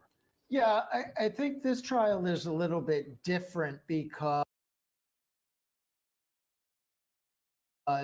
these were people who really moved into this community, and then these crimes happened. They weren't established. I think it's more personal for them, like they were somehow targeted and now they've been sucked into this? Well, it's not like if you look at the Murdoch trial by way of example, that very much that was a family that the community knew for many years and was a big part of that community. And that trial itself and the crimes itself really affected that community. This is a little bit different from that. This is, some people came in, committed these ghastly acts, have subjected this community to a lot of attention, and I think they'll probably be glad to be rid of them all. Oh, yeah, I'm sure. And Catherine, this area is a Mormon enclave, the Latter-day Saints, and there is an overtone of that religious organization in a bizarre, abstract way that permeate what happened here. And that can't help because you have community that of its religion, out of its connection to Joseph Smith and the Mormon Church and Salt Lake City. So now you have these, which might call interlopers who.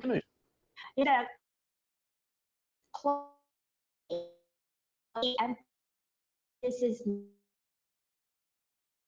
not their religious beliefs. Use beliefs to justify their murder. Be interesting how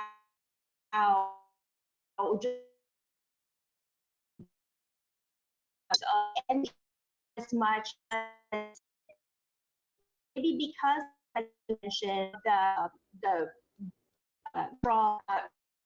religion, the Chad and Lori's religion with them as well, and they want to separate the two. They're going to say that Lori and Chad's religion is not real and not justifiable for whatever they did. Yeah, it's definitely a bandization of any real connection to Latter-day. Rich, when we see the verdict announced, and we will, what do you think the public reaction might be to this? Is other than relief that it's over? Well, from what I can tell, the public is pretty firm that she and that Chad is guilty too. So I get a guilty verdict. It will have public support and will be consistent with public opinion. Crazy verdict we're not expecting. Different. I think the odds-on money line here would be strongly in favor of some conviction. Perhaps not all charges, but I think because it came in under, likely that it was on all charges. Catherine, we'll look at these and we are moved from the plate, and that is the destruction of evidence. They're still pretty detailed, and we assume that the jury figured out the difference between the conspiracy versus the actual murders, but they could have said, conspiracy we get, direct murder we don't. That is always a possibility, but I think with this case, it's easier to find clarity just because of how horrendous the crimes are and the exorbitant amount of evidence, how there's 1,000 exhibits and the jurors taking 4 to 5 notebooks to take down notes on all of this.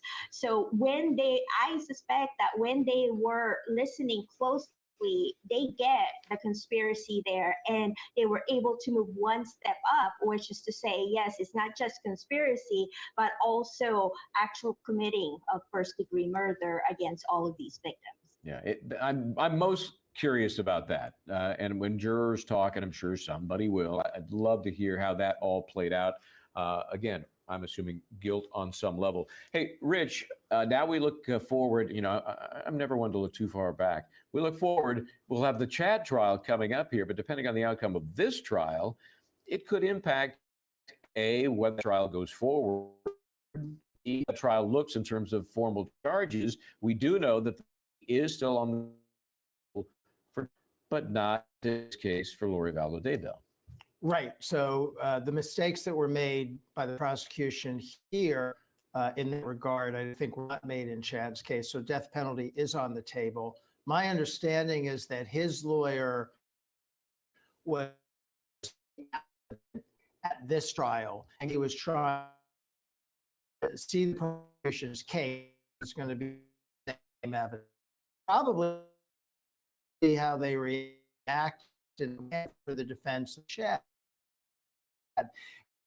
The could impact that, most obviously one could consider, if they were Chad, trying to negotiate to take death off the he's guilty to charge. That would be a pretty obvious path to explore in terms of a plea deal. I don't know if the prosecution would take that. I don't know if Chad would take that. But if there's a guilty verdict here, that's going to have to meaningfully affect how he thinks about his trial coming up next year. And one of the things that he might be thinking about, we know that Lori Vallow Daybell did not take the stand in this case. Maybe if all goes south against her, Catherine, maybe Chad Daybell says, what the hell, I might as well take the stand and see how that goes. That could impact his trial on a substantive level. Maybe he will decide to testify, but we've seen in this network, we've covered several of these high-profile trials. To many of the different testify doesn't bode well for them. And here with Lori, I think it was a good strategic move not to put her on the stand, considering how they are unable to control her during the trial itself. We were talking about her facial expression, her smirking, and also the question as to her mental status. There have been a lot of question and retesting of her to make sure that she was mentally competent to stand in trial. So for Lori, it was a little bit different in terms of her mental state. It has not been an issue there. Yeah. Likely why the death penalty is also more so for him, because with Lori and her mental issues, that have been issues they talked about to take off the death penalty. I'm certain that was the decision-making issue. It is kind of to put mentally infirm people to death. Even those who are for death penalty draw the line there. And because she was declared incompetent, not insane, but incompetent to stand trial for a period of time before this trial took place, death penalty was really probably something the prosecution felt like we are never going to get that. So we are waiting for the verdict to be read. It has been announced at about 2-3 minutes before the hour. So about a half an hour from now, we should see live from the courtroom in Ada County verdict against Lori Vallow Daybell. Will she be guilty for the murder and or conspiracy of her two children and Tammy Vallow Daybell? We don't know. We're going to find out soon. Stay where you are as we continue to watch live from outside the courthouse. We'll be right back.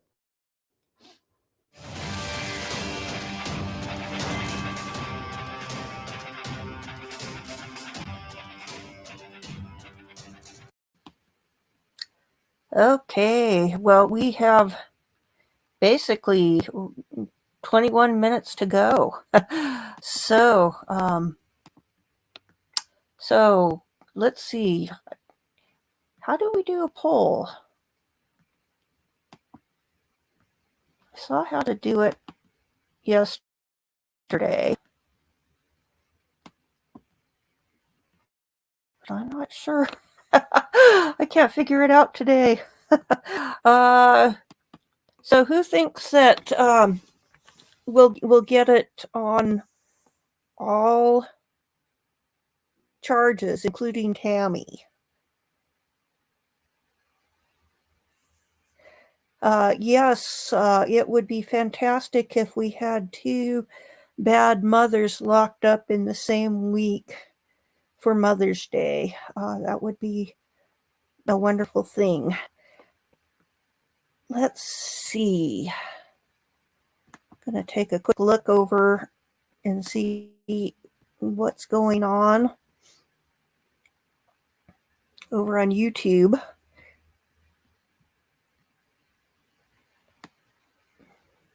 Let's see.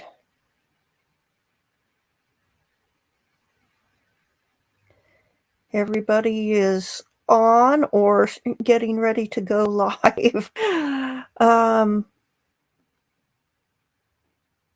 Let's see.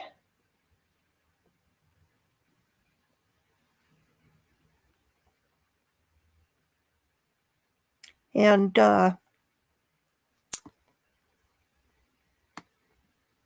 Larry Woodcock wore a t-shirt to court today saying, "World's greatest papa." Or does it say not? I'm not sure, but he said best papa for the kids. So, and who can argue with that?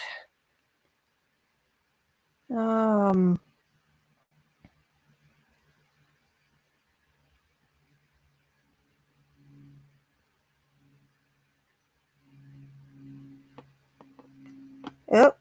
Let's see. Gonna look at Nate Eaton's channel here. Case.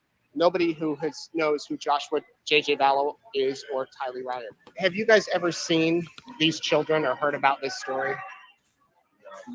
These are two kids from eastern Idaho who were last seen in September, and the police think their parents are hiding out here in Kauai. And Chad and Lori Daybell, names ring a bell? No. Sorry. We're with East Idaho News. Have you guys ever seen these children? No. This is JJ Vallow and Tylee Ryan, and they disappeared in September, and the police seem to think that their parents are here in Kauai. But have you ever even heard of this story? No. The situation? All right. We're just asking people. I'll show you a picture of their parents. That's Chad Daybell and Lori Daybell. Seen them around? You guys probably see a lot of people here at the mall, right? The police don't know where these children are, but they're hoping to maybe close in on these guys here in the next few days. There's another cop. Are you rolling? Yeah. So we're seeing Kauai police officers right now. We don't know. And it sounds like they're Chad and Lori. They're trying to find Chad and Lori. Hey, go to the Kauai Beach Resort. They just pulled them over. We are here. There's 5 marked cars. Yes. Yep. Okay, bye.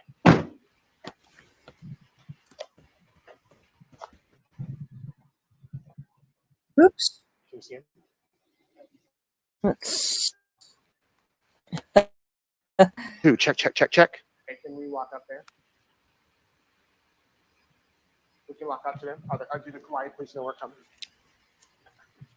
Okay. So Chad and Lori have just been pulled over here at a beach resort. Yeah, they just pulled somebody over here. Sorry? They pulled somebody over. Yeah.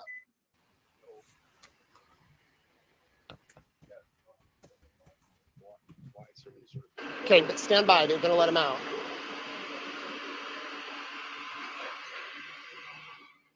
Here goes Chad. Chad's about to get out of the car. It all blew up early, period.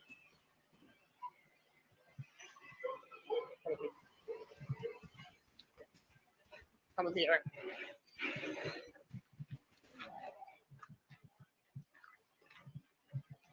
Get up here.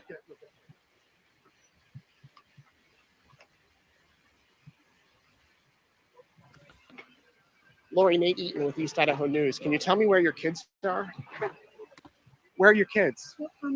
No comment? They've been missing for 4 months. You have nothing to say? You're over here in Hawaii? Where are your children? Yeah, why don't you just give us a comment? Just tell us where they are. Chad, where are Lori's kids? What happened to Tammy, Chad? Can you tell us what happened to Tammy? Why have you guys been in Hawaii for so long? Listen, just tell people what's happening. There's people around the country praying for your children, praying for you guys. Why don't you give us answers? That's great. That's great. That's great that they're praying for you, praying for your kids. What? You have nothing to say? Did you do something to your children? Are your children still alive? That's a simple question. I've got 3 kids of my own. I can tell you every minute where my kids are at. Where are your children? What do you guys plan to do now? Are you have 5 days to get your children in front of a judge in Rexburg, then what? Are you guys innocent of any crimes? Have you committed any crimes? Chad, you guys have a lot to say on your podcast. You don't have anything to say now? Lori? Do you believe that you were instructed by God or others to do something for your children? If you could give a message to them, what would you say? Listen, if you just talk to us, we'll leave you alone. Family's worried. Tammy's family's very worried. Tammy's family's very worried. Lori, your mother, Kay, came out. Kay and Larry, they're offering a $20,000 reward for your children. And you're over here on the beach? This is your chance to tell your story. Nothing you want to say? One last chance right here. Anything you want to say to the people in Idaho?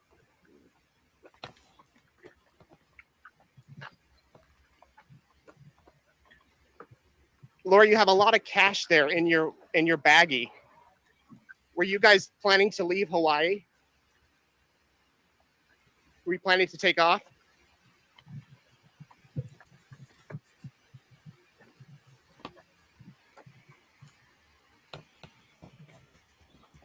And with that, they ducked into the back door of a hotel and they're gone.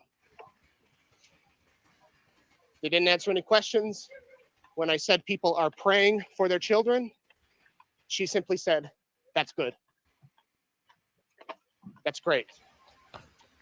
We'll continue to follow it. I'm Nate Eaton, reporting in Kauai.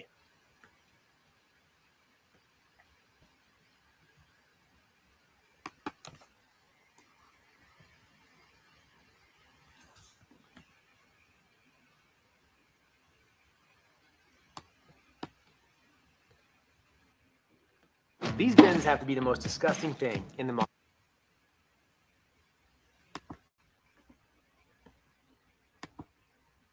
Oh.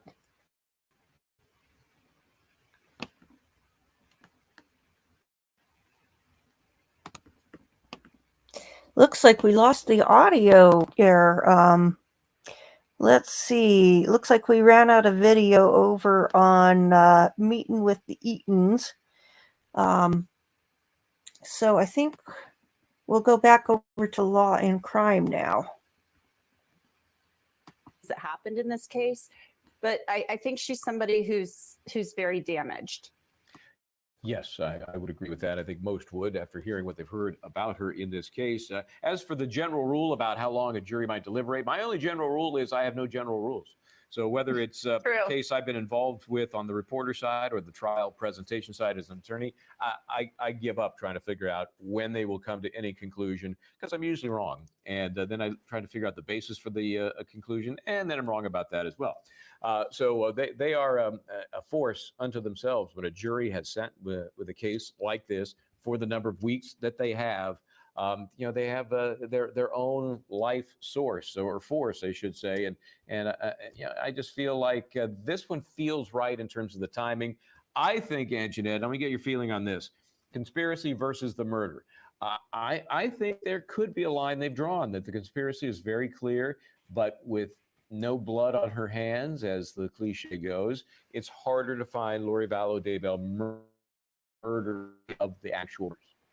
And under the law, she would be guilty of the murder. But if you see that she's involved in the conspiracy, sure. But if you think that possibly Alex and Chad actually physically carried out the homicides, you could possibly see where maybe there would be some disagreement here, despite that hair of Lori's being on the duct tape that was wrapped on JJ. I mean, that could have been on there. There are a number of ways that could have gotten on there.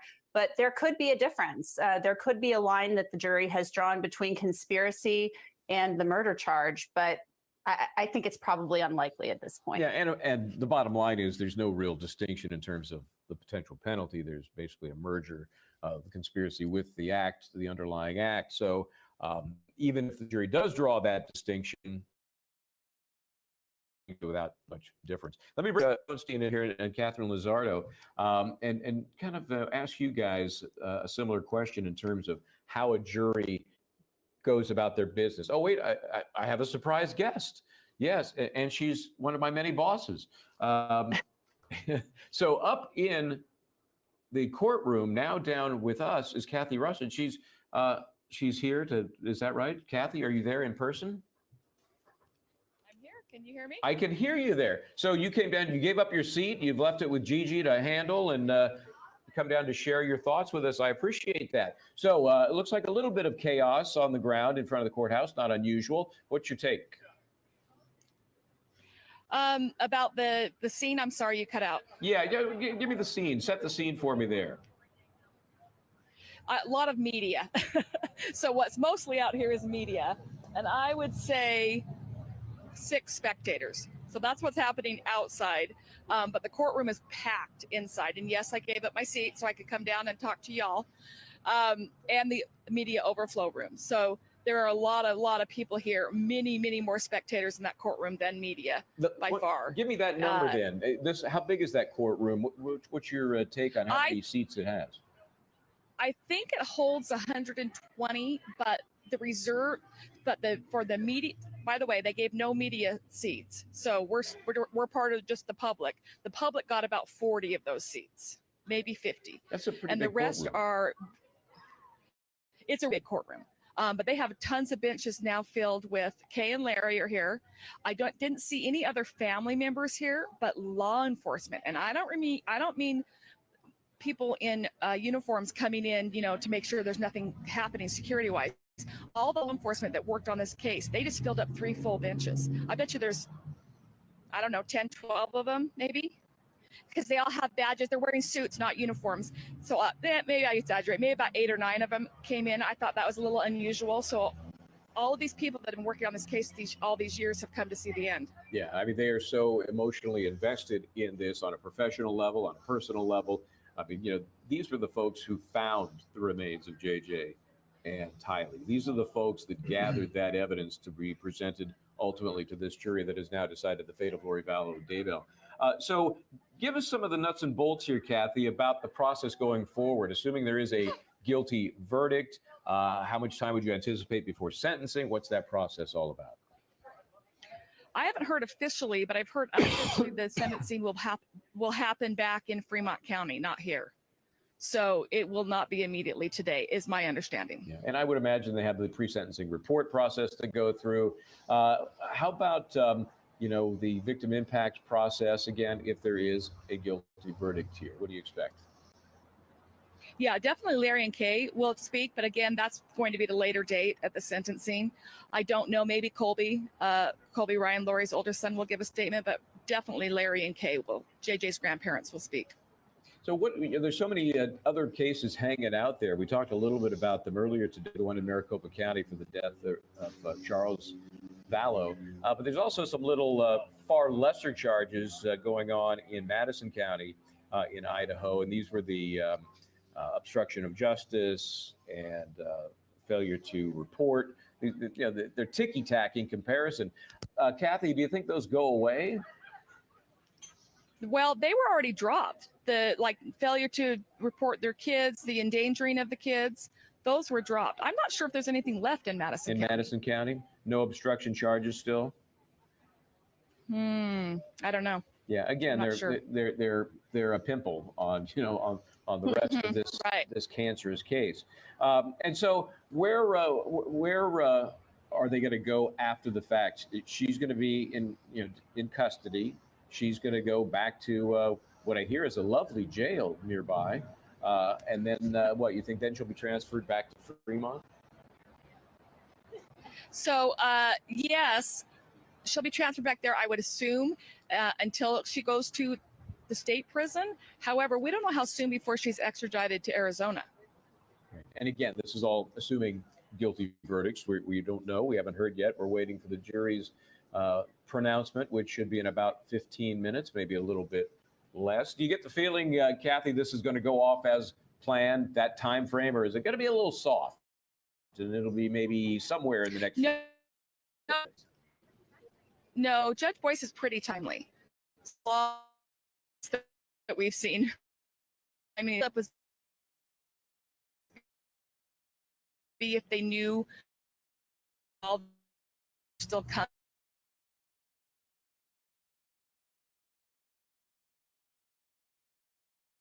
Interest or purpose in being there. So hopefully that holds true. Can you give me any other insights there, Kathy, while I've got you? I mean, I will say that I knew it was coming down before it was announced it was coming down. Little things you pick up on when you're just sitting in the courtroom. There are two bailiffs that were sworn to be with the jury, and we hadn't seen them all morning. And then one of them came into the courtroom, and he talked to the court admin, and then she got on her phone and started texting, and then it was kind of just calm. And then a few minutes later, defense attorney John Thomas walked in, but then it was still kind of calm. But at that point, I said, something's happening. And then the spokesperson for the prosecution team came in and said, raise your hand if you're media. Please make sure I have everyone's phone numbers and contact information. And then I was like, oh, something for sure is going down. And what she did tell us is the prosecution team will not be coming out on camera. They will not be making a statement on camera. But she is working on being able to read their statement on camera. So she may come out and read it. And the defense attorneys told me they are also not speaking. So I'm not sure what sound we're going to get after the fact, but we're definitely going to try. Yeah, well, some local react ought to be interesting at the very least.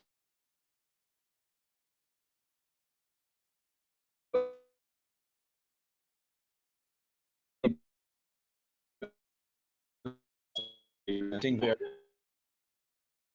jury member pause. Get my in. What hours.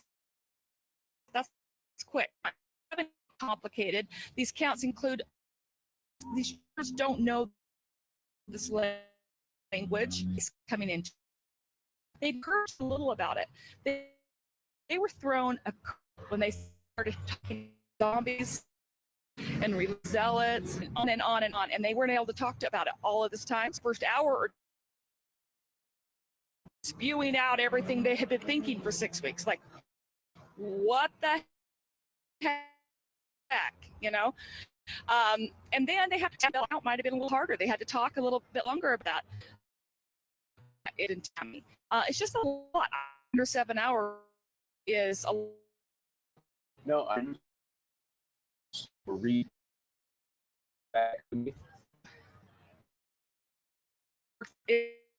In across the country, and a lot of times we're not questions would be on the route and anything. So we may hear after the fact they had a question, but we don't. That's interesting, yeah, because whether we learn the answer, we usually hear whether or not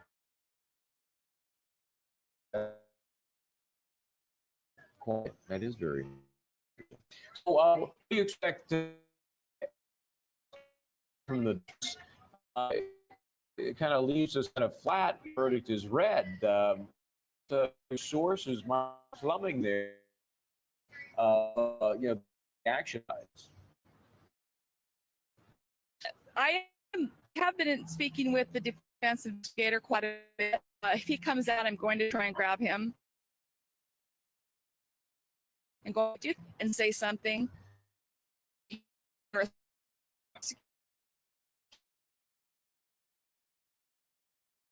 I have approached a couple, and because we still have. So anything on the prosecution side, they're being tight-lipped because of that. And the defense attorneys, in general, their personality, they don't want camera. They don't want anything to do with it. It's what I've heard through the grapevine for people that have worked with them. It's not something they do. So we want to come on here in a few minutes, and everybody's sort of. Yeah, was basically examination of witnesses. There really was not a defense case. It's not. I've heard chat.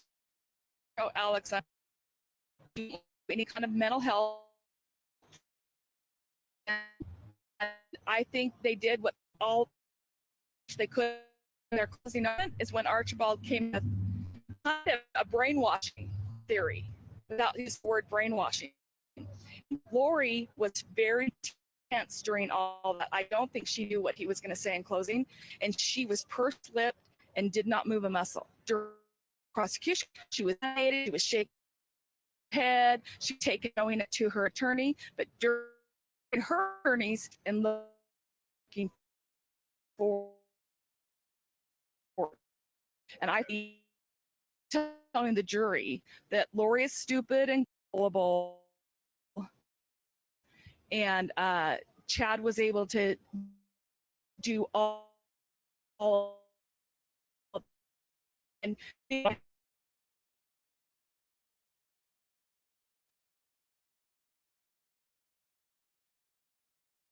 Audrey, Alex, they're all Lori's people. And the funny thing is, Archibald said, Chad made Lori feel like a goddess, and she was to be the leader of 144,000. She couldn't even get one follower. Chad had 6 followers, and that's how he presented that whole closing argument. It was very interesting to me. Like, she's just a sap over here, and then he brought up other religious cults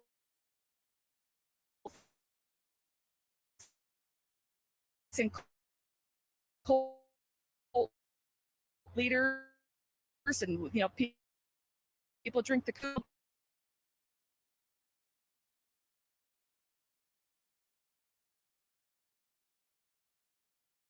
The defense case was really a non-case. Cross-examine the prosecution witnesses, and that's fine. We see that happen. You can't get the cooperation of your client, as Kathy is suggesting. What are you going to do? And do, Michael? I mean, we this the other day. What do you do as a defense attorney if your client's, no, don't throw my brother under the bus. No, don't throw my husband under the bus.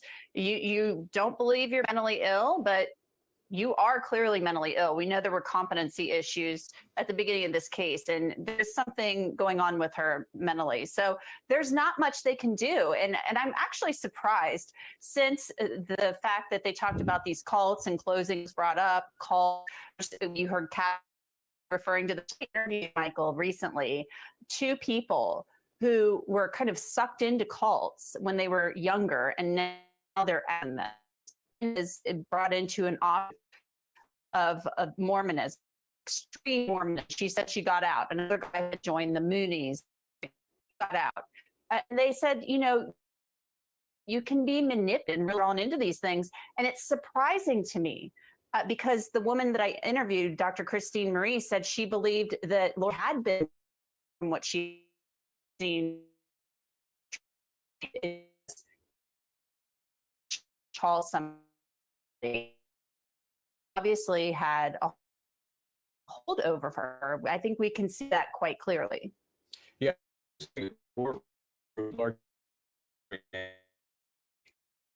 Little is 5 minutes.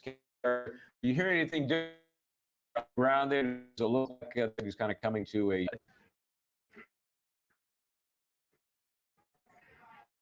People, there's maybe 25 now. They're starting to walk up more and more, and they're taking loans. I think as it's getting closer, we're seeing more people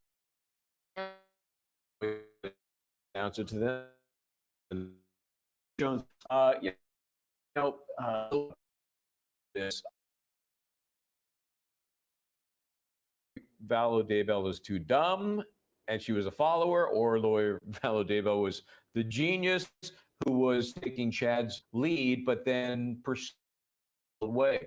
Well, which one was she? Was she or was she genius? And that is the core defense's argument on closing. And I totally agree with Anjanette and Kathy that the guy's hands were tied. He didn't have a lot of places he could go. But on the one hand, he's saying Chad is some mastermind that brainwashed Lori. And on the other hand, he's saying Chad was an idiot who couldn't make more than $20,000 a year, couldn't get any followers. So his own argument doesn't hold together. And that's why I think ultimately it wasn't very persuasive. Kathy, Catherine, let me get your input after waiting these last few minutes. Again, the verdict in the Lori Vallow Daybell case to be read live here in just a few minutes. Of getting final preparations done in the courtroom. Catherine, what are your thoughts on that kind of difficult defense position? Yes, well, there Well, is that ethical obligation of the lawyers as to following what their clients' wishes are. And it's such a great insight what Kathy just told us, how Lori's lips were pursed when her defense attorney was delivering the closing, with the jury watching her every move. If that's the reaction she had, I'm sure they were able to read in somehow that she was not happy with that closing and did not agree with her defense attorney. I could see her just having that look of disagreement and disapproval with that closing statement. And just reply to your question to Rich, I think whether or not she was brainwashed or whether or not she was the mastermind here is a distinction that doesn't make that much of a difference, because at the end of the day, she was part of all of this, and there are overwhelming evidence who conspired and committed those murders. Maybe she didn't the shooting or the actual killing, but part of it. Yeah, I really was surprised. Kathy Rustin, let me ask you this. I was surprised that there wasn't more pounding away at Alex, to point the finger at him, make it sound somehow like this was his own interpretation of what he thought needed to be done, rather than a direct order or a request by either Lori Vallow, Daybell, or Chad. What's your take on the Alex factor? I don't think Lori wanted them to. I think she was very adamant about that. Now, this is just hearing some things through the grapevine, but I don't think she wanted to throw her brother out there or Chad out there. Also, and sometimes I don't have this opinion of mine isn't that popular. I still think that Lori 100% believes that her children were possessed and that they are in a better place and they are happy and safe. So you're answering the question I had earlier, which was, was this delusion, or did she really believe what she was selling? And you think she was a believer? I do think that. I think, remember, after she's arrested and then later, she's found for 10 months, to be in for 10 months, some kind of break. So I don't know. So maybe then all of a sudden she's realizing it and that causes a break and they get medicated properly and then she's competent again.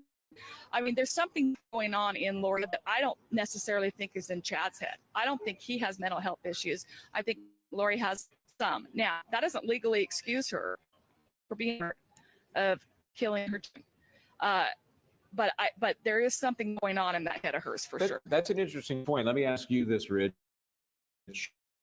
Competency to stand trial has nothing to do with Sandy, not a defense in any way. But do you think if there is a conviction here that an appellate ground could be that she truly was still incompetent and should not have stood trial in any way? Well, I mean, sure, they make that on appeal, but I don't think it would win. Competency to stand trial really depends on her ability to be an active participant in the trial. And you could even see, just observing this trial, that she was talking to her attorneys, she was following what was going on, she was paying attention. It looked like she was an active participant. And whether or not she agreed with her attorneys, and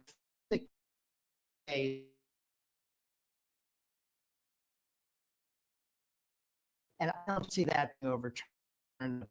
As we say, and the charges in her defense, that's good. It is curious to me that after 10 months, I'm very to see, well, change the position that she was competent when for 10 months she was not. Hey, and Jeanette, you've seen this case and cases like it, and you client control so, and it sounds like Lori Vallow Daybell have control over her. So even if they convince her, hey, here's the way to defend you, it's to point at Alex, it's to point at she seems to have better control attorneys than these had over clients. It really makes you wonder what she's able to do with people in her interactions to exert such control. Of course, they are working for her, but her defense was provided. These are taxpayer-funded public defenders that are being provided for her. So if she's not cooperating, there is only so much they can do. And you're right. You talk to any attorney who has defended clients in cases, especially high-profile criminal cases, about client control, It is essential. And you have to sit your client down and say, look, you are in trouble. It's very deep trouble, and you have to trust us. And we need to defend you to the best of our ability. And if she's thinking, you know what, I'm not hanging out with you guys. I'm not participating in this. There is only so much a defense attorney can do. Still, though, I'm shocked that there wasn't some effort on their part to call some type of expert in this. And maybe they would have been shredded on cross-examination, but still, it would have been at least something that they could have been put up. Maybe she just said, you know what, I don't really want you guys to do much. But then again, they are obligated. They have ethical, moral, kind of ethical obligations to present a defense for their clients. Yeah. In the absence of, the ultimate exit, hey, we're making a motion to withdraw because we can't deal with this client. They could have done that. And apparently didn't feel it was necessary, and they hung in there and did the best that they could under the circumstances. Let me ask you, Anjanette, depending on the verdict here, what's the impact on Chad's case going forward? What are you hearing about when that might actually happen, if it does? Well, we know from a hearing that was held last week in Chad's case that his trial could happen in June of 2024. The prosecutors in that case told the court, and defense concurred, that much of the evidence that will be presented against Chad Daybell was presented in this case. Obviously, his case is still a death penalty case, but you have to wonder if Lori Vallow Daybell is indeed found guilty on these charges. When we hear this verdict coming up here very shortly, you have to wonder whether or not he plea to take death off the table. It's a very real possibility. I had heard some rumblings about some type of concession or some type of deal that had been offered to Chad, whereby the death penalty would be taken off the table and he would essentially the rest of his life and then some in prison. Whether or not that is indeed the case, I don't know, but it's certainly a possibility that she is convicted, because he could get the death penalty. There's going to be a whole extra year for them to prepare for a death penalty case. While the trial date isn't set in stone just yet, last week, June of 2024. Wow. And they don't have the competency issue to deal with. Correct. It's kind of a wild card on whether or not to attempt to get.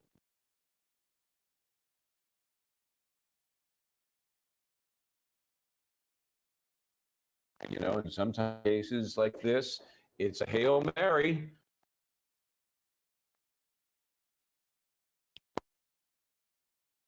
Does it impact what he does ultimately to testify? It would, but I think it would behoove him not to, just because, as we talked about earlier, how we've seen defendants in our high-profile cases that we've covered, that those who actually testified, it didn't bode well. And with his background and just how much he's supposed to have influence over Lori, it'll be very difficult. And if the verdict here, it will be very difficult to come to understand. Now, if he is the charismatic person that Lori and his other father to be, then maybe use that, try to jury, which I really doubt that would happen. So we look at the clock here. Kathy Russin, we bring you back in here and ask you, what's the deal? My watch says we're about 6 minutes late having this happen. I know we're still waiting for the stream. What do you got for me there? Have you heard anything? No, I can't hear anything. I'm standing here with you. No, I'm just kidding. He's not going to start the stream until he takes the bench and calls the case in order. It will not be started before that. I know that for sure because he has streamed a lot of these hearings previously before they took the cameras away. And that's what we did. We were literally just like refreshing the stream over and over again. And then it pops up when he decides it pops up. So my guess is he's not quite ready for that yet. But I will tell you that we started with 5 or 6 people. It may have grown to 25. I'm going to say we're at 40 or 50 at this point. Okay. So, And I'm going to say that we may hear a reaction from this crowd because they all have their phones out and they know that they can see the live stream. Okay. So it'll be very interesting. Okay. Let me ask you this question. And you're involved in setting these things up across the country and various jurisdictions. Every judge is different. Every courtroom is different. What was the thinking in this case to provide audio only and on a delayed basis? So what court spokesperson, we had a meeting with before trial ever began, a media meeting to talk about this and how it would work. And we asked, why can't we at least bring the audio in live? And he said, because the judge is worried about sidebars or anything else getting picked up. That's the only explanation we got. So did you? So, because it's his own feed and his own audio and it wasn't us, I don't know. Because when we do get the audio at the end of every day, all of those are cut out. So you know, he'll say, you approach the bench and then immediately we're back on the record again. So that is all cut out by the time we get the audio. Boy, I think he's just a little paranoid. Super paranoid. I don't know. Yeah. Did you That's let what I him know think. that I wasn't happy about this? I was very concerned about it. But, apparently that didn't. We tried everything. Okay. We even appealed like the day before trial. And then Media Center request to have closing arguments live streamed. He denied that, but I think that was the catalyst to him allowing the verdict, quite frankly. Yeah. Because we wouldn't give up. Well, good for you guys. I mean, it's a morsel, it's a nugget, but you know, it's something, and there will be a real release, I'll put it, when we get to see that live, the culmination of this 5 weeks. Rich Schoenstein is glaring at me, which means he always has a brilliant point to make, so I'm going to let him make that. Rich?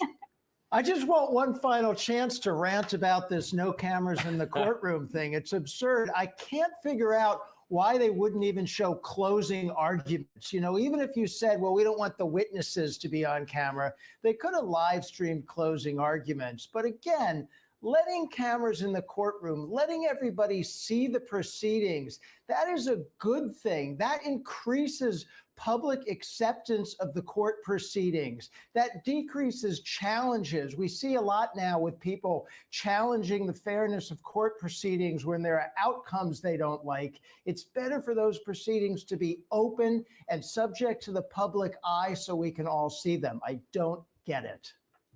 Michael, can I join in on agree. that rant? Yes, please do. Yeah, I mean, there are so many high-profile cases that we've covered here at Law and Crime, and frankly, that I even covered before I joined this company. And I think that you always, if a camera is in the courtroom, there are measures that can be taken to do this in a way in which the defendant's rights to a fair trial are protected, even with the judge's decision to bar the cameras, which I certainly didn't agree with. I thought he could have barred them for the pre-trial hearing. And once the trial in the courtroom, it was such a big deal in that trial. They took measures where you could only have the camera so close. It's such, only such a wide or tight shot of Derek Chauvin during the trial, and that was a very charged atmosphere in an election year with something horrific that captured on camera. So there are ways to do these things in which a defendant's rights are protected, and yet there's still a camera in the courtroom. It can be done. Why Judge Boyce felt this was necessary and why he didn't change his mind, I'd really like to know at some point. And even with the audio stream, he could have put that on a delay, or they could have done something to, clip the mic during the sidebar while it was still being transcribed. So I think there were ways in which the public could have had greater access to this case. Yeah, I mean, I think we're getting better at it. All right, thank you. This is case CR 22-21-1624, State of Idaho versus Noreen Vallow. The matter before the court today is for a verdict in the jury trial that's been conducted over the last several weeks in this case. The court will note on the record, prosecution is here represented by Mr. Wood, Ms. Blake, and Ms. Smith. The defense, Mr. Archibald, Mr. Thomas are present, as well as the defendant who is present. The court's been advised that the jury has reached a verdict at this time. Is the state ready to proceed? Yes, Your Honor. Is the defense ready to proceed? Yes, Your Honor. Very well. Let's have the jurors brought in, please.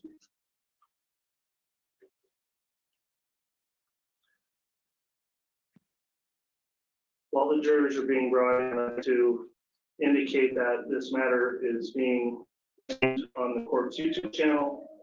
In addition, the court's existing conduct order is in effect, and everyone needs to comply with that conduct order. This verdict has several counts. The court is going to require that all in attendance abstain from any sort of loud outbursts or sounds that could in any way affect the proceedings in this matter as the counts are read in the verdict. And I expect to maintain order and decorum as has been the case throughout this trial with those in attendance. So please keep that in mind once we get to this stage of these proceedings. So with that in mind, if the jurors are ready, they can be seated.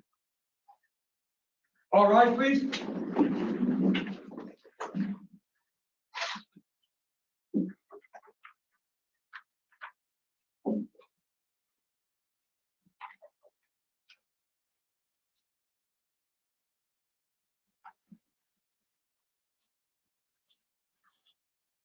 Jury's all present, Your Honor. All right, thank you, Mr. Bailiff. Please be seated.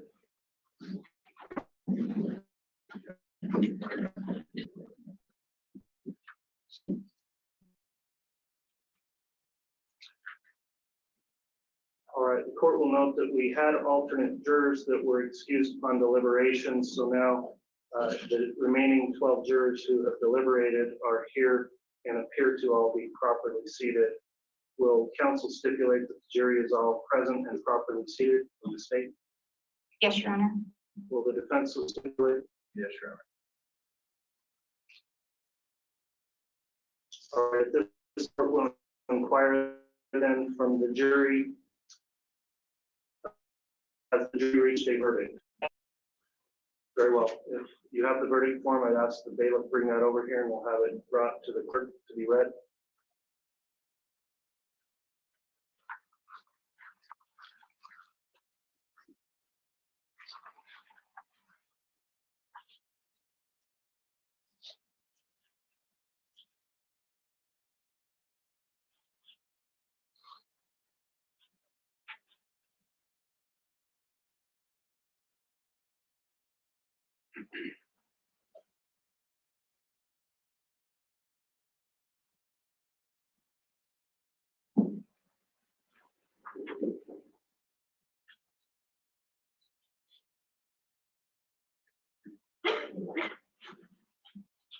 All right, the court has reviewed the verdict form, find that it's been properly completed, signed and dated. So at this time, I'll direct the clerk to please read the verdict into the record.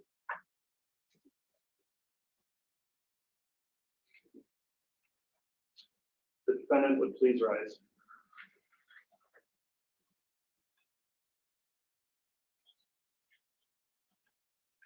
In the District Court of the 7th Judicial District of the State of Idaho, in and for the County of Fremont, State of Idaho plaintiff versus Lori Noreen Vallow, aka Lori Noreen Daybell, defendant, case number CR 22211624. Verdict.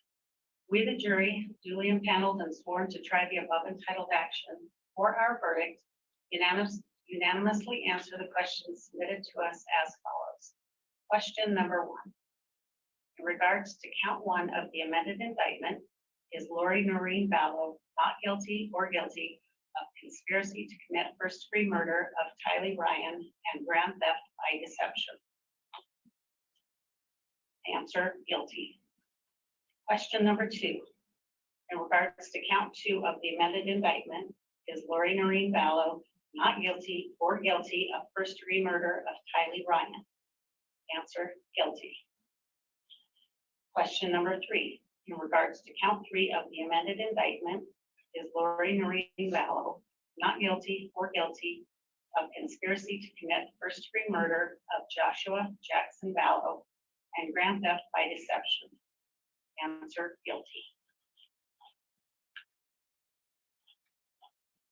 Question number 4. In regards to count 4, the amended indictment, is Lori Noreen Vallow not guilty or guilty of first-degree murder of Joshua Jackson Vallow? Answer, guilty. Question number 5. In regards to count 5 of the amended indictment, is Lori Noreen Vallow not guilty or guilty of conspiracy to commit first-degree murder of Tammy Daybell? Answer, guilty. Question number 6. In regards to count 7 of the amended indictment, is Lori Noreen Vallow not guilty or guilty of grand theft? Answer, guilty. dated this 12th day of May, 2023, signed by the presiding officer.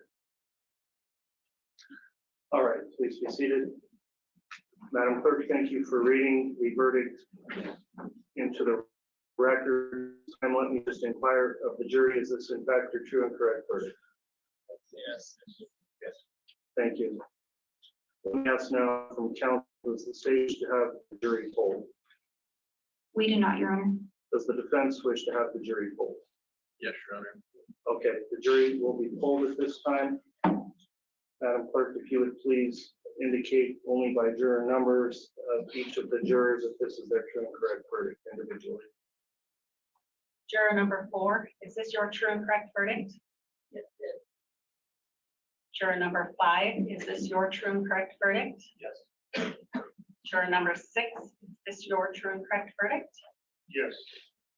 Juror number 8, is this your true and correct verdict? Yes. Juror number 9, is this your true and correct verdict? Yes. Juror number 10, is this your true and correct verdict? Yes. Juror number 11, is this your true and correct verdict? Yes. Juror number 12, is this your true and correct verdict? Yes. Juror number 13, is this your true and correct verdict? Yes. Juror number 14, is this your true and correct verdict? Yes. Juror number 15, is this your true and correct verdict? Yes. Juror number 16, is this your true and correct verdict? Yes.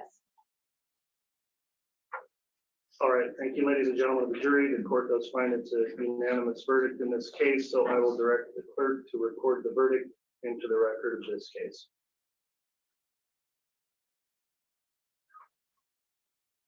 I'll now have a closing jury instruction for our jurors and also those alternate jurors that are in attendance today. You have now completed your duties as jurors in this case and are discharged with the sincere thanks of this court.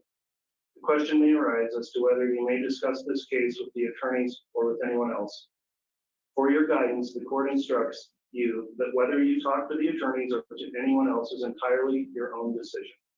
It is proper for you to discuss this case if you want to, but you are not required to do so, and you may choose not to discuss the case with anyone at all.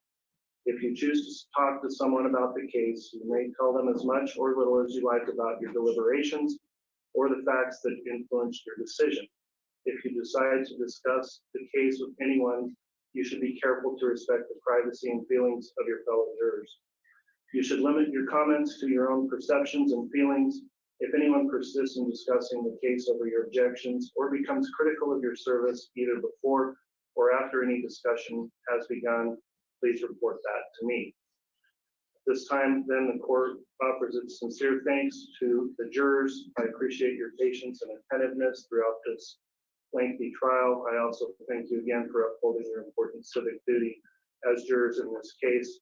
I'd also like to thank the attorneys who tried this case for your professionalism throughout the proceedings and in the pretrial motions that came before trial.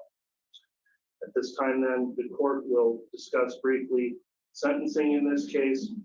In Idaho, pursuant to Title 19, Chapter 25, a report is required to be prepared before sentencing called a pre-sentence investigation report. In a typical case, that report takes at least 2 months to prepare. In a case such as this, it will likely take longer. The court will inquire as to a pre-sentence investigator for the time frame required to prepare the report in this case. Upon getting an estimation, then the court will reach out to counsel for determining a date for sentencing. I'll just advise everyone that will likely be, I'm thinking, at least 3 months probably before that sentencing can be scheduled to have the report completed. The court will also advise at this time then, upon conclusion of the proceedings, the defendant will be remanded back to the custody of the Ada County Sheriff at this time to be transferred to the Fremont County Sheriff for further proceedings in Fremont County for sentencing. The court will also instruct the clerk to collect any of the jurors' notes pursuant to Idaho Criminal Rule 24.1A. At this time, then, the court will ask that the jurors and any alternates in attendance be excused from the courtroom, and I am going to direct that all in attendance here remain until such time as the jurors have been completely exited from the courtroom. And in addition, I'll let the jurors know there is additional information you'll be receiving through the court administration offices on your way out as you leave today. So again, thank you for your service. Court will be adjourned. And Mr. Bailiff, if you could have all rise for jury. All right, please.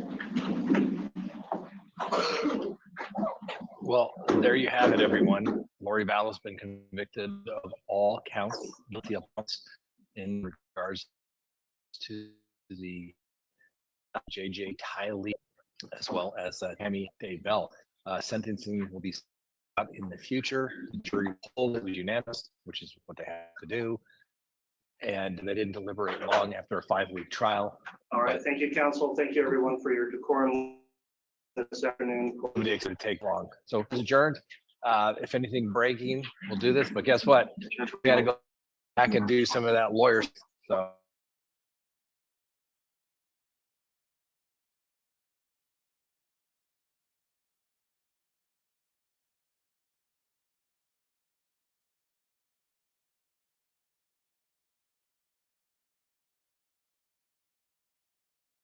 And then the grand theft as it related to all of these victims. So, let's talk about this. Christine is here. Catherine Lizardo is here. Anjanette Levy is here. Kathy Russet is here. And Jeanette, because your name starts with an A, I'm going to start with you. What are your thoughts? Not surprised. Not surprised. The phone calls between Lori Vallow Daybell, her sister, her son Colby. I mean, just the fact, Michael, that parents are responsible for their children. This is a woman whose children went missing and then did nothing to find them, continued to collect their Social Security benefits, went to Hawaii, danced on the beach, got married, and hung out by the swimming pool while her children were, quote, missing, and never lifted a finger to try to find them. So I think that people on the jury who had children probably were thinking, are you kidding me? And then couple that along with the all of the evidence in this case. We didn't need a videotape of Lori Vallow Daybell participating in this. We had phone calls after the fact that were recorded. We had text messages leading up to this. We had shopping for wedding rings on Amazon and wedding dresses before the murder of Tammy Daybell, pardon me, excuse me. So not shocking, not shocking. We thought maybe they'll just find conspiracy. Is that a possibility? Will they split this verdict? They did not. They as Rich Schoenstein predicted, clean sweep. Yeah, that image of dancing on the beach in Hawaii was figuratively dancing on the graves of the kids. Kathy Russet is on the scene out there. Kathy, describe what the reaction was like for those that were watching from outside. We had a few cheers. The tweets coming out of the courtroom were in real time, and the feed was a few seconds behind. So we had like alternating cheers, not super loud cheers, but there was definitely some woohoos, and a couple of cars drove by a few minutes ago, just right after that, and was honking and yelling woohoo out the window. So definitely a different kind of scene around here. It's calm now. Nobody, everybody's still just milling about, but you definitely heard the cheers go up. And Gigi McKelvey's been in the courtroom, and when she comes down, we will get her take from that perspective. Hey, Kathy. And Michael? Yes, I believe the Woodcocks are going to be speaking. Is that right? What do you know about that? Yes. Yeah, that's what I was just going to say. Larry and Kay are going to come up. Set up behind me is a press conference area. We have our second camera over there and our second microphone, so you won't miss a thing.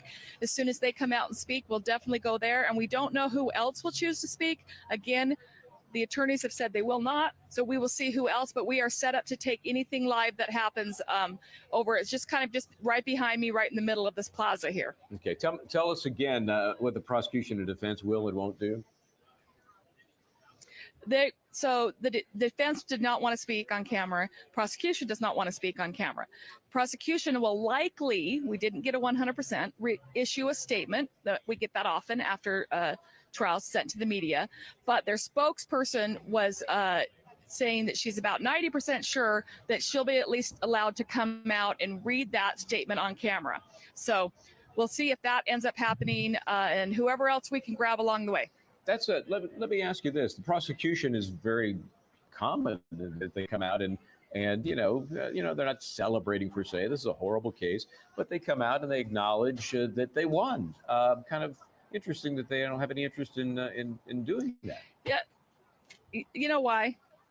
This is Idaho. This is small town. And when I say small town, we're in Boise. That's very big city. But these prosecutors are from very small town Idaho. They don't want the limelight. They don't want the cameras. They just want to get back to work, get along their business, and they still have another case to try. So I never expected them to do a lot of media. Yeah, that may keep them quiet more than anything else. The Chad case hanging over them. It's a hanging Chad, I guess it is. So Rich Schoenstein is still here with me. Rich, I know you've always got a thought or two. What are you thinking? I think this is the predictable result and the right result. You know, you talk about, oh, it's only circumstantial evidence, but the evidence in this case was overwhelming. There's, you know, to me, what really stood out were the buying of the wedding rings before Tammy Daybell was even dead, and honeymooning in Hawaii afterwards. And that just shows, you know, jurors are human beings. They know guilt when they see it. They know abhorrent behavior when they see it. And when they see enough evidence of it, and then you throw into that Lori's phone calls where she's denying things and that's not going over well, the texts, the great timeline that the prosecution put together. I think at the end of the day, it was a very powerful circumstantial case. And on the defense side, nothing. No witnesses, and no real theory of what else happened here. No real coherent, we talked about their own closing argument was inconsistent, internally inconsistent. So you have a very powerful prosecution case. You have really nothing the defense can do, although I thought the lawyers did what they could with a bad case as a result. And based on what Kathy has shared with us about the interaction between Lori Vallow Daybell and her attorneys, or lack of interaction, it makes perfect sense that they almost had to just throw their hands up and say, okay, you're not giving us much to work with here. Catherine Lazar, we thought that the Tammy portion of the case could be the teeter, you know, it could have gone either way. But if you think about it, separate out the children, that's really the more understandable, believable, normal quote. The girlfriend wanting to care of the competition. So in that sense, I think it was maybe an easier part of the case. It just pales in ugliness compared to the rest of it with the kids. Sadly, we have to say that it is more of a common sense, normal thing we see in these trials and these cases where, yes, if you have a wife that's in between your love interest, that's what happens to them, that they are murdered. But with this verdict, as what all of us have said, this is what I expected to be a sweeping guilty verdict and what everyone has expected. And with the religious undertone of this, not undertone, but the religious glaring issue in this trial. What's ironic is that Lori, Alex, and Chad took extensive efforts to obliterate the remains of JJ and Tylee, and also to make sure that Tammy Daybell's murder was not considered murder, but for some divine intervention, their remains were found, however little they were, and that the evidence of their death and murder were actually proven in this trial. Yeah, let's go back out live to Kathy Russin. Any sign of the woodcocks yet there, Kathy? Are they queuing up? What's it look like? No, my guess is there's a lot of tears flowing upstairs. Gigi will be down here in a few minutes and be able to give us the reactions that happen, but I am sure Larry and Kay have tears, and Larry probably has a little hooping and hollering going on up there. So I can see from behind you and in that general area there, you know, things have kind of cleared out already. It reminds me of the number of verdicts we've covered where there hasn't been a lot of hanging out and cheering and you know, commiserating. It's more like a drive-by, you know, that people showed up, oh, there's the verdict, and then they moved on. Yeah, actually, that's very true. I would say that now maybe only about half the crowd is left. It's mostly media here right now. We do have our second photographer walking around and getting some images, so hopefully we can play those back for you here in a little bit. And as soon as Gigi gets down here, I'm going to swap out spots with her because we definitely want to hear courtroom reaction and juror reaction. Yeah, the feed as we saw it was, a tri-screen, which of course means every image is smaller, and it was very hard to tell exactly what, if any, reaction there was from Lori Vallow Daybell or her team. Oh, or and anybody. Michael, can I add to that? Yeah.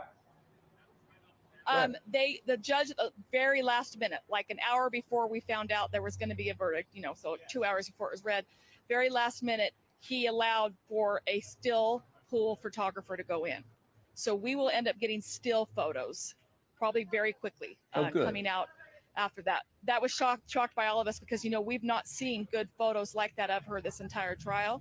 So those should be coming out shortly. Yeah, that'll be very helpful because it was so hard to kind of see exactly what the reaction was. We'll get Gigi McKelvey's version of that. She was sitting in that courtroom. When she comes down, we will take a listen to what she had to, what she saw, what she felt from the defendant and the team there. And Jeanette, as we now get ready for the next phase, and I guess there are a lot of next phases in this particular case. There's the sentencing phase, which we now hear is going to be as far as 3 months out. Tell us what the options are on that. Is it a mandatory life without parole? What if anything, is the judge, does he have discretion on? I need to look over the statutes on that and the punishments on that, Michael, but I can't imagine it's going to be anything less than life in prison without parole because of the number of counts involved here and the fact that you have some aggravating circumstances. The statutes are written differently in every state, but she was found guilty of conspiracy. That means there was a plan. There was a plan. There was knowledge of this. It happened with forethought. So this is something that could have been stopped, and the jury found that it wasn't stopped. So I think that there will be a pre-sentence investigation. Lori Vallow Daybell could opt not to take part in that pre-sentence investigation.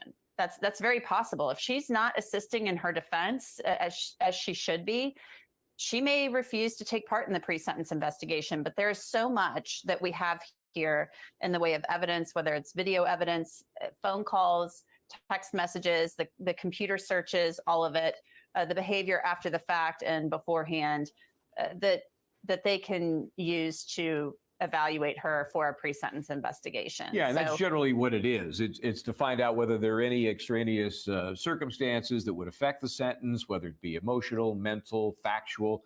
But you're right, Anjanette, if she's just going to say, do what you need to do, as she seems to have done through her entire defense, that process could be really useless. And we've seen cases where that happens, where a defendant declines to take part. That does happen from time to time, not all of the time, but it does. And it's important for our viewers to realize too that those pre-sentence investigations, those are not something we get to see. Those are kept private between the prosecution, the defense. The court gets to see that. We won't get to see that, but we know a lot. There's a lot we don't know still, but I think we know pretty much what happened leading up to this, and obviously what happened in the aftermath. So I think there's still some questions. The big question marks are, what is her exact mental health diagnosis? There have been some kind of leaked reporting about that, but we've never really gotten a specific answer on her mental health diagnosis. Yeah, and I would think it would have to be something unbelievably unexpected to affect the ultimate sentence in this case. So we'll find out.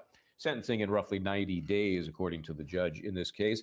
Okay, thanks to everybody. We're going to take a quick break here, but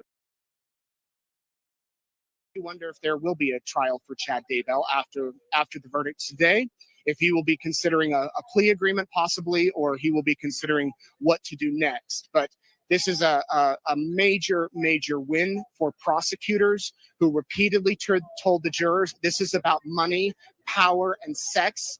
Anything that got in Lori's way disappeared, and we can say today, Lori Daybell killed her children. She conspired to kill those children. She conspired to kill Tammy Daybell, and she stole their money. That has been proven in a court of law. So here we go. In just a few minutes, we're going to hear from the families. Larry and Kay Woodcock have said they want to come out and talk to the press. I looked over. I didn't have a clear view of them inside the courtroom, but they appear to be crying as the verdict was read. Larry had his arm on Kay's arm. The courtroom was packed. You had multiple officers who have been working on this inside the courtroom, waiting for this verdict. You think about this, 3.5 years. There were 60 witnesses. There was countless exhibits, extensive exhibits, 150,000 data points pulled off of Lori's iCloud account. I mean, they really went through this. There were gruesome photos. There were bank records. There was phone call recordings, podcast recordings. They really laid out their case. We have been here 6 weeks inside the courtroom every day as this jury has heard every piece of evidence, and nothing from the defense other than that they did not think that the prosecution had proved their case, and they had no words to say. So let me turn around here. Can I talk with you, sir? I saw you nodding your head. Or you? Have you guys? I'm the one that said hot tamales. We're live right here. She knows what candy I like. Gosh. What did you think of the verdict? I'm so happy. I was so scared. Why is that? I just thought she'd get off. Yeah. Guilty on all counts. I mean, that's across the board. Go Colby. What is it about this story that's got you paying attention? I live in Idaho, and we have a place in Kauai, and that she doesn't get to do that. She shouldn't do that here. Absolutely. Justice was served. That's a good thing. Have you guys come out to the courthouse before? No, we wanted to, and so we thought this is our last chance. So. You couldn't get a ticket. It was a pretty hot ticket. I noticed you're kind of getting emotional. What is it about today that? I can't even It's say. just justice being served for, I think. You know, a lot of times people get away with this stuff. I mean, O.J. Simpson never did get it. So. Yeah. Well, they rendered the sentence or the verdict, and that's what we have. I know, I'm so thank you for all your hard work. Oh, thank you very much. Thank you. Let's get Ray on here. Ray, I want to talk to you. Turn around. We're going to get the sun on your face. Kalama, come around. Yeah. I'm just going to direct here while we shoot. We're live right now. Ray has been here every day, right? Pretty much. Yeah, I missed 2 days. He's always at the front of the line. We've chatted every morning. You're from here. Why have you come every single day? Why wouldn't you? If you have the time off, and even if you have to take time off from work to be here, that's what a guy's got to do. It's a big case, obviously. I mean, who knows that more than, well, Lori and Chad, of course, but you. I think you've been a pretty solid rock in the coverage of all this, letting a lot of people know what's going on. What did you think when the verdict came down this afternoon? No surprise whatsoever. Completely none. And true to form, she didn't bat an eye. She had a little bit of a smirk when she first came in and we were talking to her boys. But beyond that, it was closed lips, clasped hands, and the Eagles landed.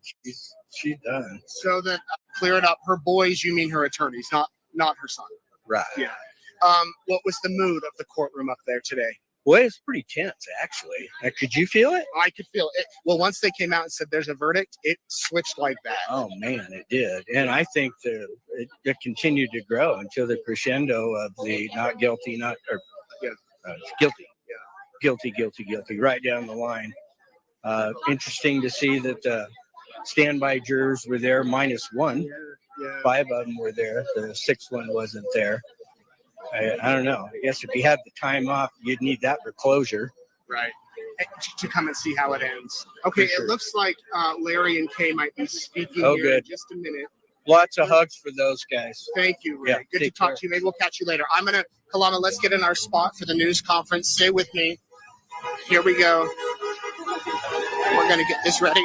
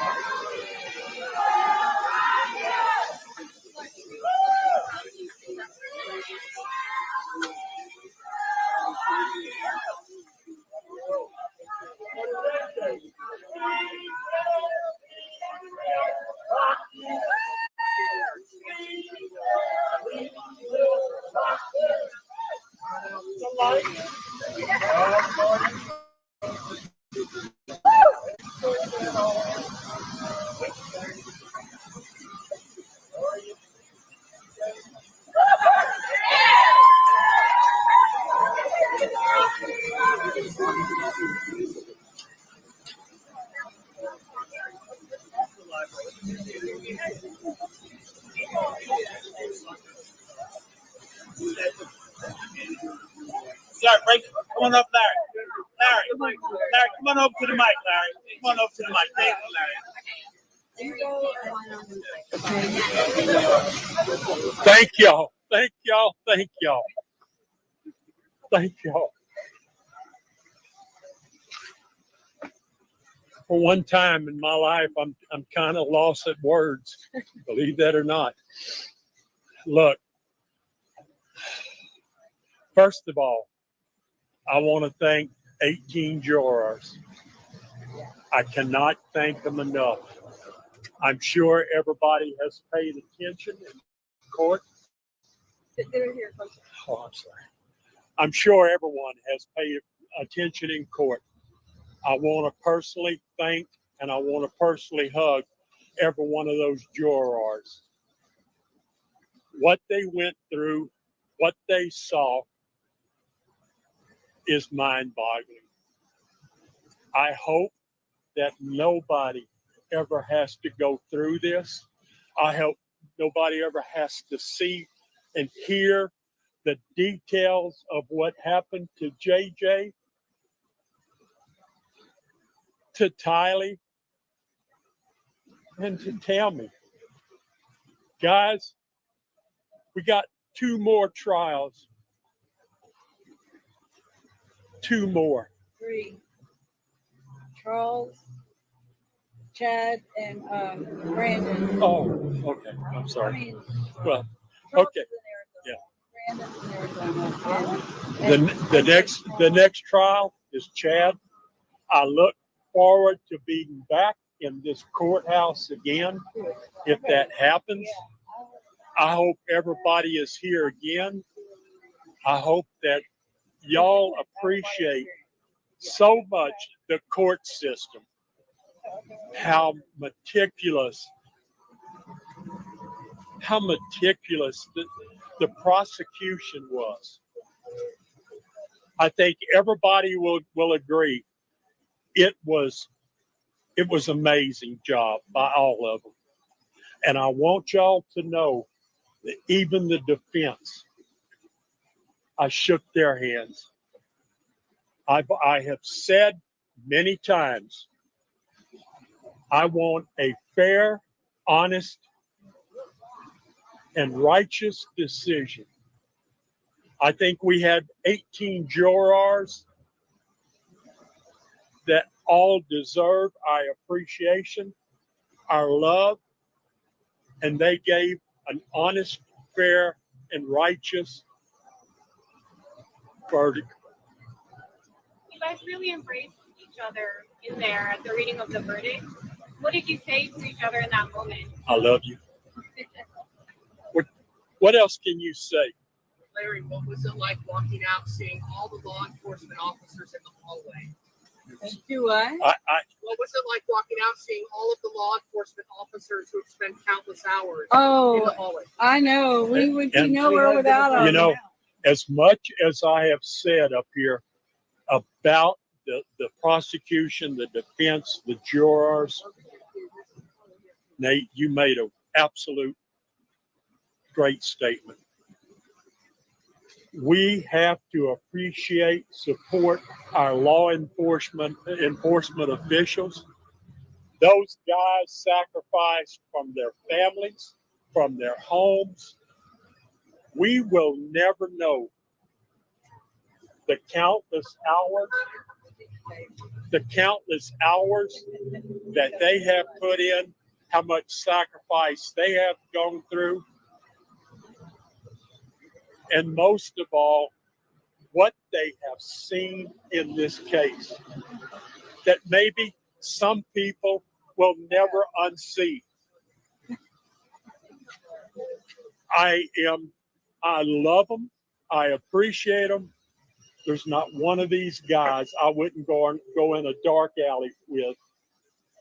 I cannot thank them enough. Next question. Larry, what is your final message to Lori Vallow? My final message to Lori. Y'all ready? Turn out the lights. The party's over. They say that all good things must end. Lori, it ended. Hey, what about you? How you like Jay thinks about the tell us what it was like? Her thoughts? Can I have a minute? We are elated with this. There was some doubt we would get all of them, all guilty, but we did it. The prosecution is amazing. The law enforcement is amazing. They became our family, and we're keeping most of them for the rest of our life as family. And even you news people, we've made great friends with you guys. And journalists. Oh, news journalists. Anyway, it's great. Our JJ now, maybe we can get him and put him to rest, as well as Tylee, and do right by them, and we'll see how that works. But anyway, we're so grateful, and we thank all of y'all for your support, and we would never be here without y'all. And so many people have reached out to us, and I mean, I have to tell y'all, we even got a message from someone in Tasmania that is following this case. So it's all over the world, and we appreciate all of you, and thank you, and God bless America, because we're grateful we live here. Thank you. Anybody there? Love always wins. Yeah, Hey. love always wins. Love always wins. How many times we heard that? I do have one other statement I'd like to make, believe it or not. I do. I forgot one of the most important things.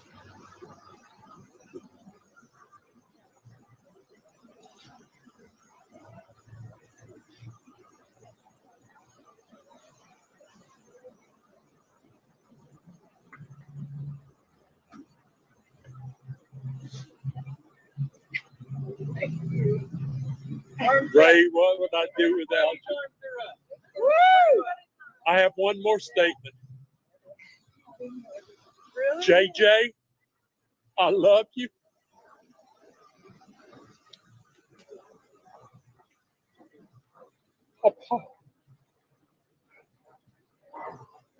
Papa, wish you were here in other circumstances. Tylee, Papa loves you. Tammy, I never met you. Tammy, you are part of our life. Tammy, I am sorry for what happened to you. My heart hurts. My heart hurts for these three. This is what this has been all about from the very get-go. It started with 2 children missing. And I stood up and I said, where are the children? Where are the children? Where are the children? Give us back our children. We're not ending this. This is not the end of this. 90 days from today, we will probably meet in Fremont County. The sentence will be handed down. And I'm going to say right now what I'm going to say in 3 months. Why, Lori? Why, Lori? Why? Power, sex, and greed. Power, sex, and greed. For what? For what? Power, sex, and greed. That's all it was. And JJ, Papa misses you. I miss you. Maybe we can take them home. Okay, I have one more Thank question y'all. for you, okay? You just talked Okay, about the mix yeah. of the Get somebody in that's pretty. Look, here, look, look. They got the bitch.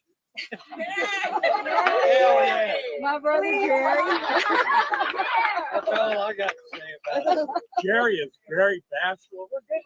He doesn't talk much, but he talks a lot. You talk about the mixed emotions you guys have to be feeling today. There's a reason to celebrate, but also Absolutely, yeah.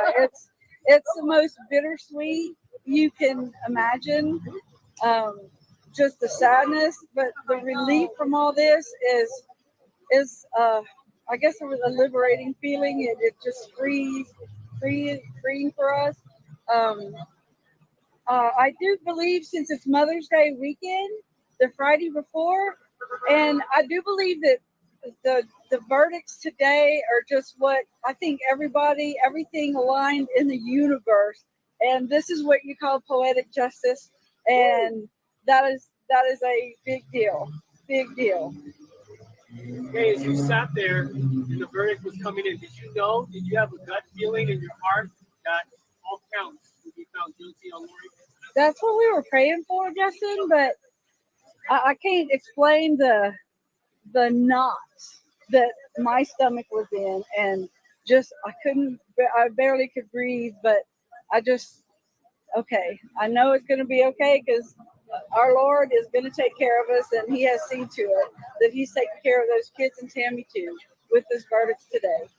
What would you like to hear that word guilty? The first one, I wasn't quite sure. The second one, I was like, okay, now maybe we can get some more. And they kept coming and coming and coming. And if there was just three, it would be the trifecta.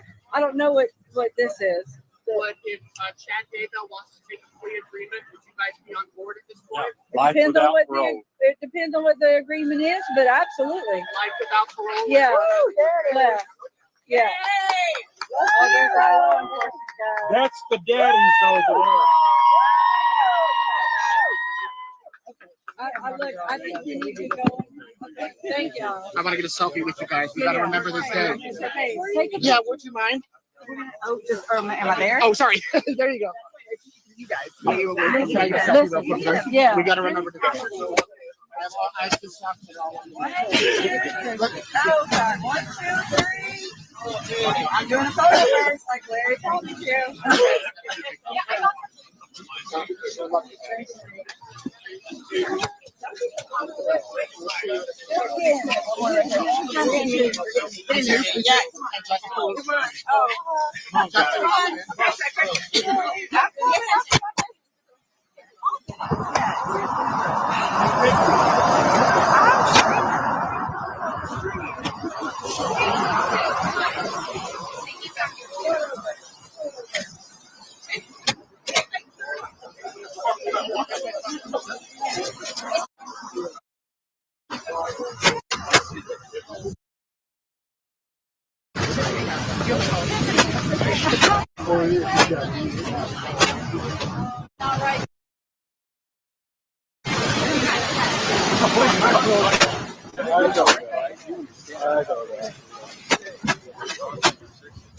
How are you feeling? Yeah.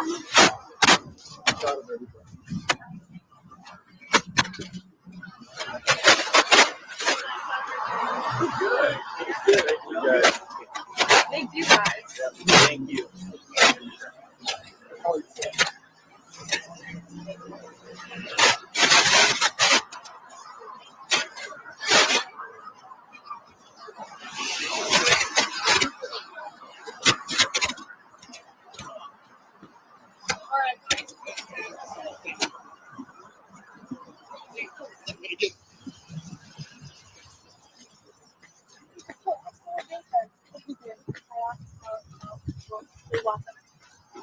Is there anything?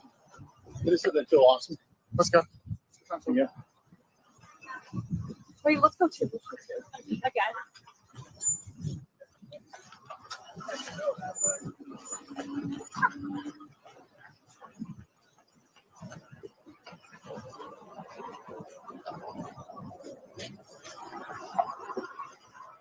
Anything you guys want to say that people in Eastern Idaho right now? We're excited about coming home. How's that? Yeah, how many weeks you been here? Since March 23rd. March 23rd. Good feeling today? You gonna party? You gonna do it? have pizza? The minimum pizza. All right. They still can't really talk about the case because of Chad Daybell's trial, but they've got to be feeling a moment of pride there. Those are the guys that helped solve this crime. Why don't we head back to the courthouse? If you're, why don't you sit in front of me, Paloma? Just walk backwards. Show me the.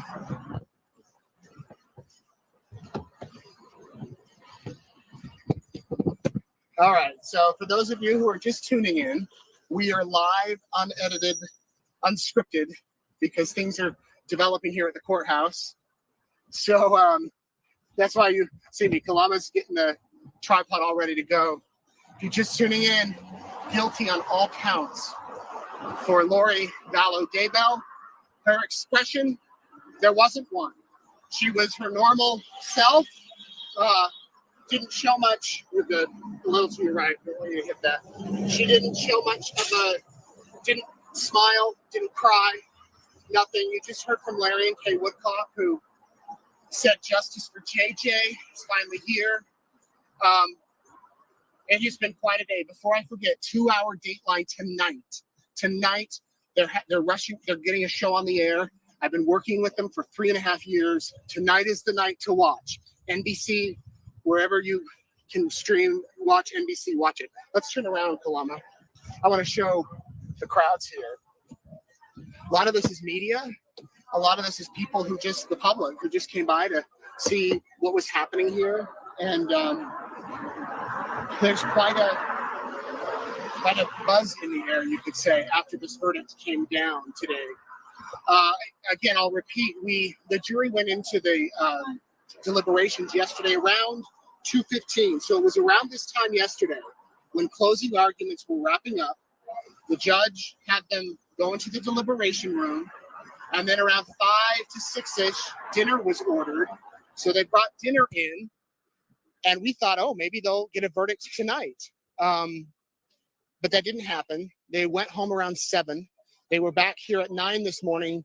I actually came over at 6 a.m. There were people in line at 4 to get into the courtroom, 4 a.m. So we all went into the courtroom. We were there for hours. And at around 11:45, we got word that the verdict was in and that it would be delivered at 12:45. At 12:45, the courtroom was packed. They shut the door. They locked the door.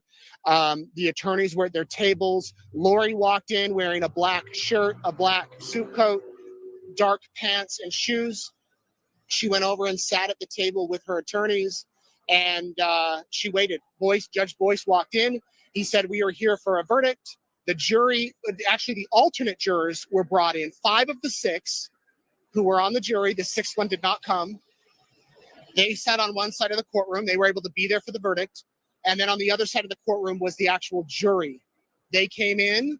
They gave the envelope, the paper, to the judge. He reviewed it. He gave it to the clerk. The clerk then read the verdict. Count 1, conspiracy to commit murder for Tylee, guilty. Count 2, murder for Tylee, guilty. Count 3, conspiracy to commit murder for JJ, guilty. Count 4, murder for JJ, guilty. Count 5, conspiracy to commit murder for Tylee, guilty. Count 6 only applied to Chad. Count 7 was grand theft, guilty.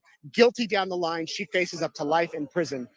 And this case, major step today. What do we have left? We have sentencing that's in about 2 to 3 months. That will happen in Fremont County. Lori will go back to the jail in Eastern Idaho, probably this weekend or early next week, where she will wait for the sentencing. When that sentencing happens, if she goes away to prison for life or whatever, she will go to Pocatello, where the women's facility is, and she will be there for life. The victims will have a chance at that sentencing to give victim impact statements, and that is where they will read or take the stand about how this case has affected them. We are expecting a statement from the prosecutor any minute. I'm just checking my email to make sure I have not missed it.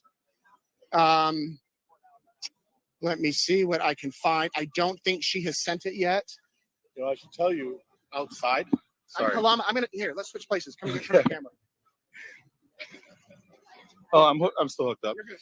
So outside, when the verdict was being read, there were dozens of people lining these sidewalks here, watching the verdict on camera or on their phones. There were tears. There were people cheering. There were fist pumps. It seemed all but maybe one or two people were very excited about the reading of the verdicts that came out today. One gentleman I spoke with said that this is religious persecution, and he was the only person I saw that didn't seem very excited about the verdicts that were read. But overall, lots of cheers, lots of fist pumps, claps, just a very happy atmosphere. Yeah, Kalama has been out here yesterday and today kind of watching we'll scoot in a little bit just to get away from the road, watching the crowds and here, helping shoot video, which we couldn't do without him. Kalama described the feeling outside. Inside the courtroom, it was very relaxed before the verdict. Very relaxed. People were chatting, typing, eating snacks. Once we got word that verdict was coming, it was like a light switched. There was a buzz. Everybody, okay, here we go. People who were down here rushed up to get their seats. The police officers filed in and filled in the rows. There was an electricity in the air. There was anticipation. I mean, it was almost like a countdown. And then when the verdicts were read, there was no cheering. There was no fist bumping. We were told no outbursts. Remain straight faced, don't do anything wild. And nobody did, but it was just tense. And when the verdict came, it was one after the other after the other. It was hard to describe, but Larry and Kay grabbed each other's arms, said, "I love you." And most of the spectators in there were wearing the Justice for JJ and Tylee armbands. In fact, a lot of the people out here are wearing them. And it was a day. It was a memorable day. All the counts guilty. So, see ya. You guys want to say anything? Come on over. Because you've been here. Have you been here before? I've been here. We've been here all week. Okay. And what did you? We'll wait for that to go by. What did you think of the verdict? Oh, it was exactly what I wanted, and I was just so happy for Kay and Larry. It was just such a big relief. You could see it in them. So yes, guilty on all counts. I was a little, worried, not worried, but Tammy was the one I wasn't sure, and I just brought tears to our eyes. It was amazing. Were you both in the courtroom? Yes. And describe the feeling in there. Tense, a little bit tense for a little bit, but then once they started, I don't know, I think everyone would just had a huge sigh of relief. It was really good. When the verdict was read, did you look at Lori or did you look at the jurors or where did you look? I was looking at Lori. I don't know where you were. I did. I was looking at Lori too. What was her reaction? She seemed angry to me. She seemed a little, especially when they went through and polled the jurors. When that last juror said yes, that was their verdict, she kind of pursed her lips and was a little bit mad. She seemed like a little angry, kind of like the first part of the courtroom where she turned her back towards everyone. That's kind of how it came across. Yeah. So overall, your thoughts of the trial? We've been here 6 weeks now. Yeah, you guys have been here. I couldn't come up that. I wanted to be here. I was having major FOMO, but yeah, we followed. But we've been following. You were here for an important day. Yeah, for sure. Just the best outcome for this family and for everybody, for all of us who have been very invested in this case. What would you say about the prosecutor's role and everything they did presenting it?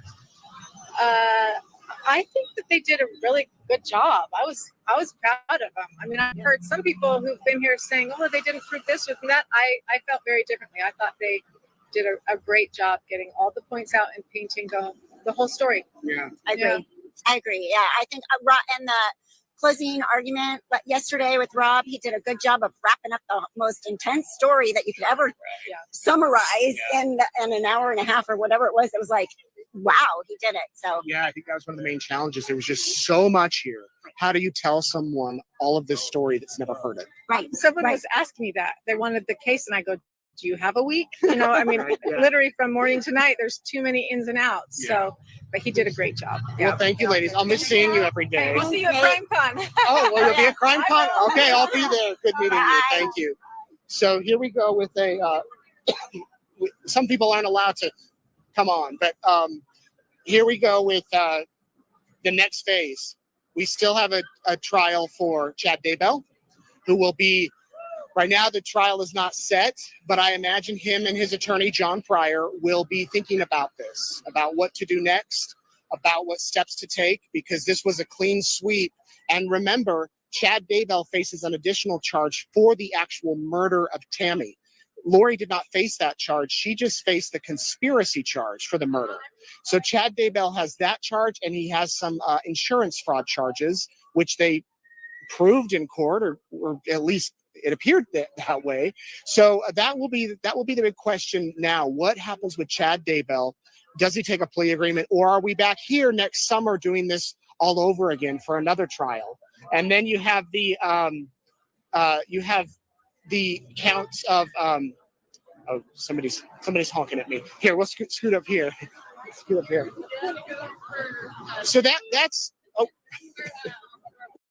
That's where we're at today with what happened here. The crowds aren't really thinning. However, I'm gonna see. Hi. Oh, thank you very much. Oh, that looks delicious. Thank you. Thank you. See you later. You guys have been so kind bringing me things. It looks like this is a cinnamon roll. So anyway, I thank you for that. I wanna maybe try to get. You know what? I'm going to speak with this woman right here. Thank you, Kalama. There's been a woman here who earlier this trial. Can I ask you a few questions? We're live right now. What? Every day. Did you miss a day? No. And what was your thoughts today of the verdict? I was stunned. I really thought that she would at least get 5, and she got all 6. I was expecting some emotion from her. To see her so emotionless and kind of looking like a little teenage brat, really, with her arms crossed. That's the vibe you got from her? Yeah, absolutely. So what did you think as you've been here every day when all the evidence was presented? What did you think of the prosecutor's job? They did fantastic with closing arguments. I think that was what really sold the jury. The closings. The closing. Yeah. Yeah, with his whole statement of remember that aiding and the abetting is just as, you might as well just be pulling the trigger, and that I think helped them. Yeah. So are you going to be back for Chad's if it happens? Absolutely. Yeah. All right. Well, good seeing you. I'll miss seeing you every day. I know, you too. Thank you. There's a lot of people that have come every day since the beginning of April to see this. Some people have said they just want to be here. They just want to be here one a day. This guy, oh, we're on live, Justin. This is Justin Lum. Can you say anything, Justin? I'm just relieved. That's all I can say, and there's still more work to be done, but I just wanted to hug this guy. I appreciate you. I don't care if you're live right now. We're live. This is real, and maybe one day Justin will be working at East Idaho News. I'll see you a little bit. Good to see you. Justin and I have sat we've been on this case for 3 years together. He's done the Arizona connection. I've done the Idaho connection. I don't think a day has gone by that we haven't texted or called each other, comparing notes and whatnot. And I would have had him on more, but sometimes TV stations and anyway, that's all I'll say. But he's a good guy. We were next to each other in the courtroom when that verdict came down, and I don't think this day will be one that we won't forget. That's for sure. It's kind of thinning out now, so I think what we'll do is wrap up for now. It's 2:00. We will have complete coverage tonight. Here's what we're gonna do. Tonight I'm gonna go on at 7 Mountain Time because Dateline starts at 8 Mountain Time, and it's gonna be a 2-hour Dateline. And if you can watch, I hope you'll watch.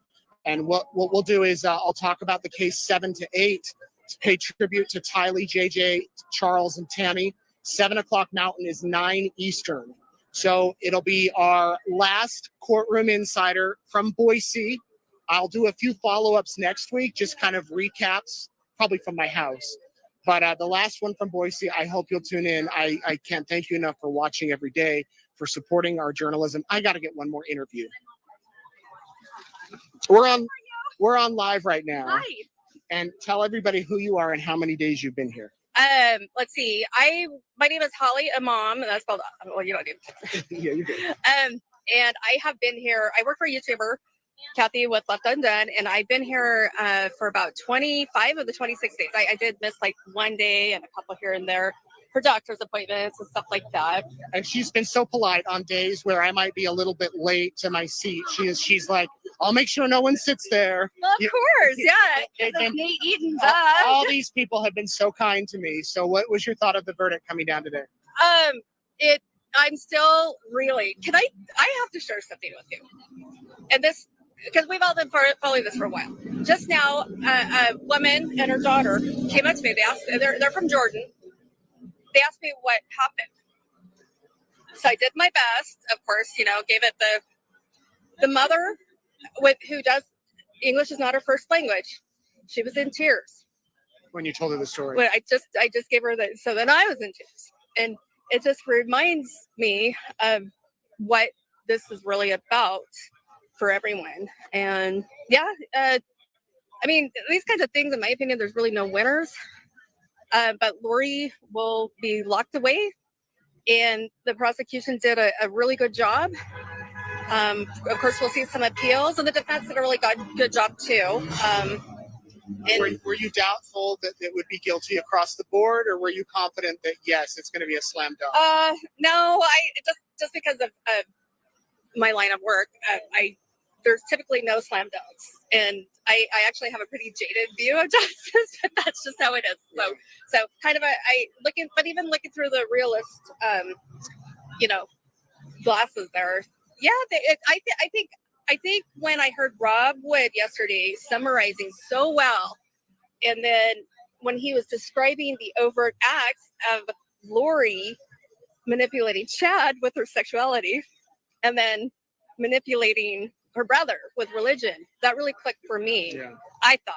And yes, Nate, I got to sit next to you while we were listening to The Storm. The Storm. Actually, I was behind you because I was one of the ladies that you gasped. A lot of ladies gasped at that. I may have smiled a little bit. But. Yeah, it was kind of the 12-year-old.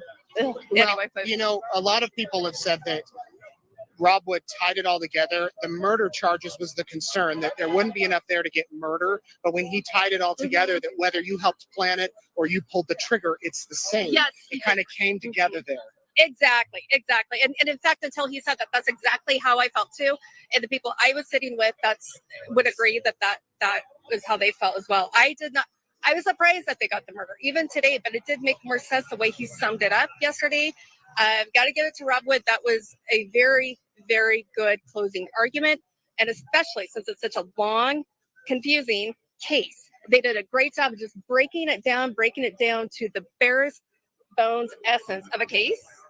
And I mean, gosh darn it, I couldn't believe it. I was like, wow, it actually makes sense. Yeah. And they actually did it like a little more than an hour, I think. Yeah. All that information. They did. Good to see you. I'll miss seeing you every day. Oh, here at the trial. Care. Thank see you. Thank you. Good to see you. Take care. All right. Thank you. Paloma, why don't Oh, come here. We're on live right now. I want to talk to you. No, okay, she doesn't want to be on. I just want to ask you one question. Okay. This kind woman brought me cookies, and you painted a rock for me. I did. And it's a beautiful rock. What is it about this case that got you so interested? Just everything. Born and raised LDS. Went to high school in Rexburg. Had a niece in Rexburg at the time of the murders, and mostly as a mom and just as a human, it was horrific. So, and then with the child being here in Boise and me living here in Boise, it just hit home. Yeah. What did you think of the verdict? I'm still super emotional about it. I think it was amazing. I think that so many of us were fearful that she wasn't going to be found guilty on all of them, or even on some of the important ones. And so thrilled, heartbroken and thrilled at the same time. Did you listen to the Woodcocks when they came out? Oh, absolutely. And what did you think of their comments? I mean, they've been waiting for this. Right. I couldn't hear them very well, but I heard a few of the things that they said. And I just feel such gratitude and such relief for them. You know, they have suffered so much, and nothing will bring the kids back, but justice will help. You know, I mean, that I feel like it soothes a little bit to know that justice is going to be served. Yeah. Well, it was good meeting you. Thank you for taking care of us. Okay. She's going to get a selfie with us, here, a picture with us. So I think she wants to camera. She wants it. Okay. We've never done this before. We'll sign off here shortly. Come on in here. Oh, we're still on. Yeah, we're on live. We're still on. In the middle, or are you good? Here, you hold the mic. There you go. Coming to you live. Okay. We should hire you. No, you shouldn't. Thank you. Thanks, guys. Thank you. Good to see you. Okay, everybody. I think that's a wrap. I'm gonna go prepare a show. I'm gonna go write a story about what happened here today. If you missed the verdict, we've got it on eastidahonews.com, our YouTube channel, and we'll be back. So thank you for watching. Nate Eaton signing off from Boise. See you next time. All right, I'm pretty sure I lost Nate. I think.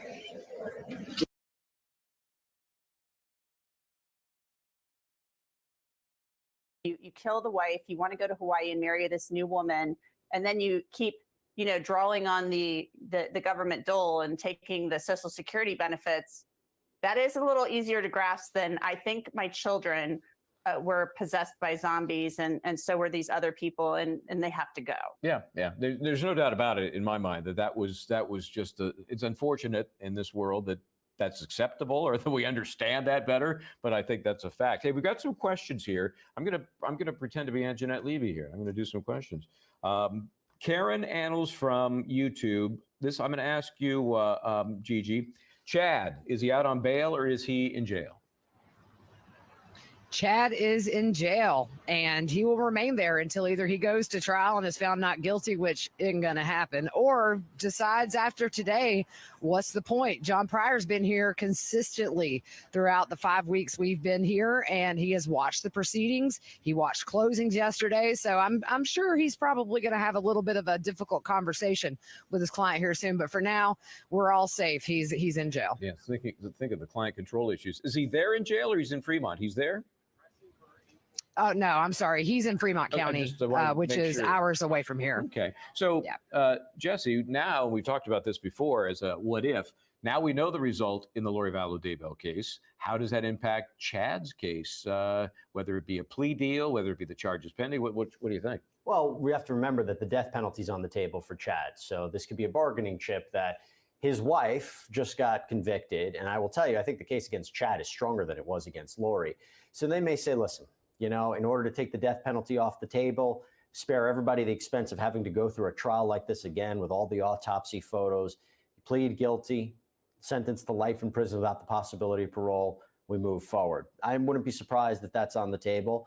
But then again, if he wants to fight this, as Gigi said, John Pryor's been in that courtroom every day. He's learning what the prosecution's argument was. He's kind of learning what the defense did and maybe what not to do. It was kind of interesting at the end of the trial that Lori's team, I'm not going to say Lori's team, kind of threw Chad under the bus. I would imagine his potential defense would look much different. So I think it's either he's going to try to fight this and learn what he learned here or take a plea deal. Yeah, and we know that the severance of these two trials, whether you think it was the right thing or not, made a huge impact on how they played out. Even though Lori Vallow Daybell really didn't point the finger at Chad as strongly as she might have. Maybe he will point the finger at her more strongly. Depends on the team and the cooperation, in this case, from the defendant. Okay, Sherry Twinter from YouTube. Anjanette, is it true Lori had previously been in a mental hospital? Well, that is true. When she was deemed incompetent to stand trial, she was in a mental health facility for quite some time. I think it was 10 months or so. And so I think people need to, we just need to remind people that competency, that doesn't make you insane. It means that you don't have the mental well-being or capability at that point in time to assist with your defense. So she was found deemed incompetent to stand trial, placed in a mental health facility, received some treatment for that and some medication. And then her competency, as they say in legal terms, was restored.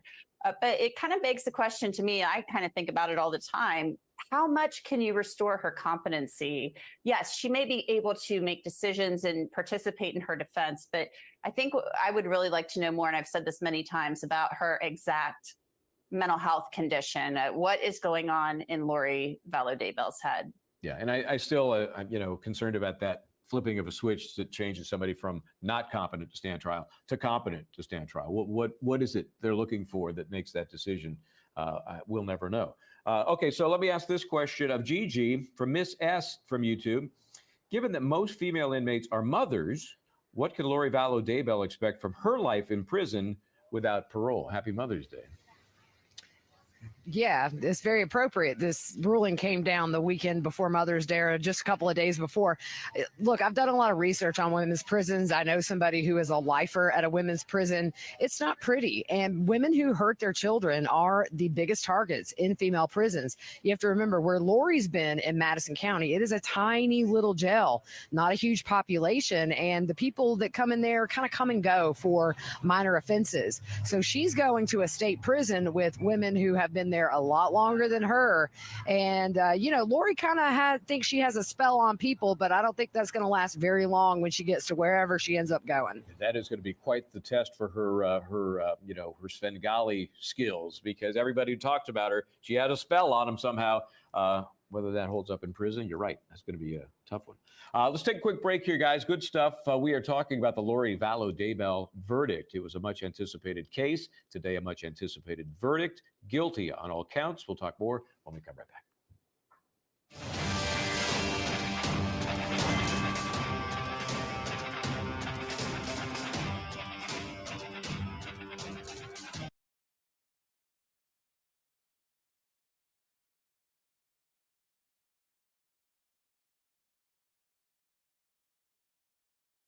And it looks like the eviction in Springville is going to be Tuesday. The judge hasn't followed the statute and set the possession bond, so we're stuck going to a hearing, and she has no defense. So that will be my real life court for next week. Okay, let's take a quick peek and see if there's anything interesting over on Court TV.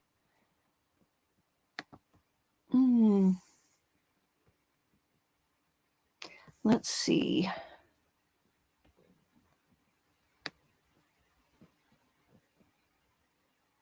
Let's see in Court TV.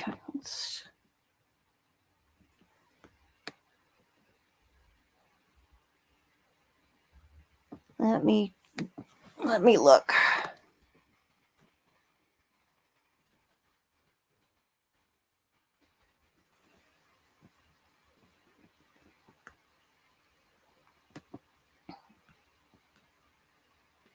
Oh, Court TV isn't doing live, so I guess maybe that's about it for today.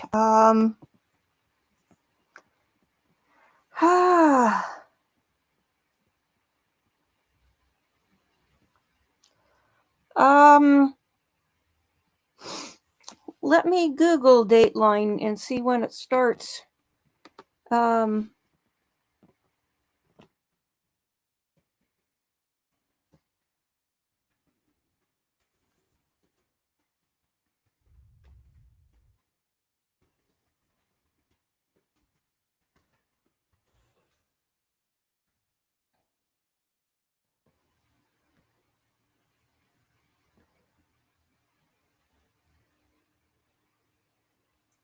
Let's see, that looks like that's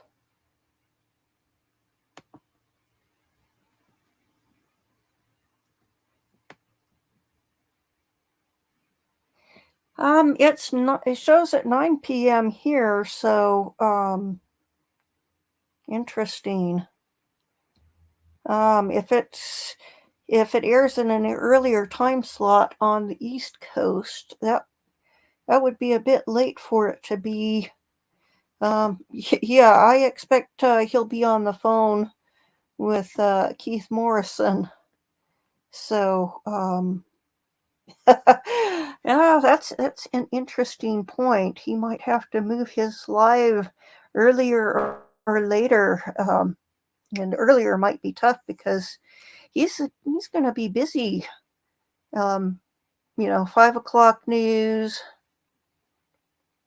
10 o'clock news, or maybe they have 6 o'clock news there. I'm not sure, but lots of deadlines and places to appear. So, oh, I bet he is one happy guy because Let's see. It's 260, you think? Let me see. I can't read that very well on this.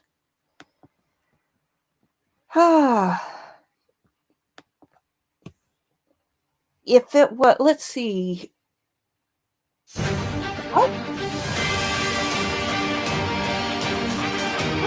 Sure, I will do some And welcome back to checking on Law that. Crime. I'm Michael Bryant. Hey, this is my final segment on the Lori Vallow Daybell verdict. I can't believe it. Clearly, I've overstayed my welcome. Don't worry, though, because you are going to be in great hands. Our own Jesse Weber will take over as I depart. As you know, the jury found 49-year-old Lori Vallow Daybell guilty of murder just a few hours ago. The Idaho woman now faces life in prison, first-degree murder, conspiracy charges, all relating to the death of 7-year-old JJ and 16-year-old Tylee Ryan. Also, of course, the most thought, I don't know, might go her way, did not. She's convicted in the death of conspiracy, in the death of 49-year-old Tammy Daybell. So let me introduce you to the rest of this austere legal panel, and we're going to get into some YouTube questions here. Jesse Weber is here, Anjanette Levy is here, and Gigi McKelvey. Gigi, we were talking about the next step for Lori Vallow Daybell. Where's she going to go? What's going to, where's the prison? The Department of Corrections will ultimately figure that out when sentencing takes place in roughly 90 days or so. But I don't know. Is she going to be popular in prison? Is she going to be hated? Is she going to be protected? What do you expect? I tell you, when I did research on what it's like to be in a women's prison, I didn't want to do my own research. So I reached out to somebody I know who is in prison. It's not pretty for women who hurt or kill their kids. These women sometimes can almost be tortured in there. But the thing is, you don't tattle. So it can be an ongoing thing. They're targeted. I have a strong suspicion, as high profile as this case is, she's probably going to be by herself for quite a while until they can acclimate her in, with general population. But it'll happen eventually. She's not going to be protected her whole life.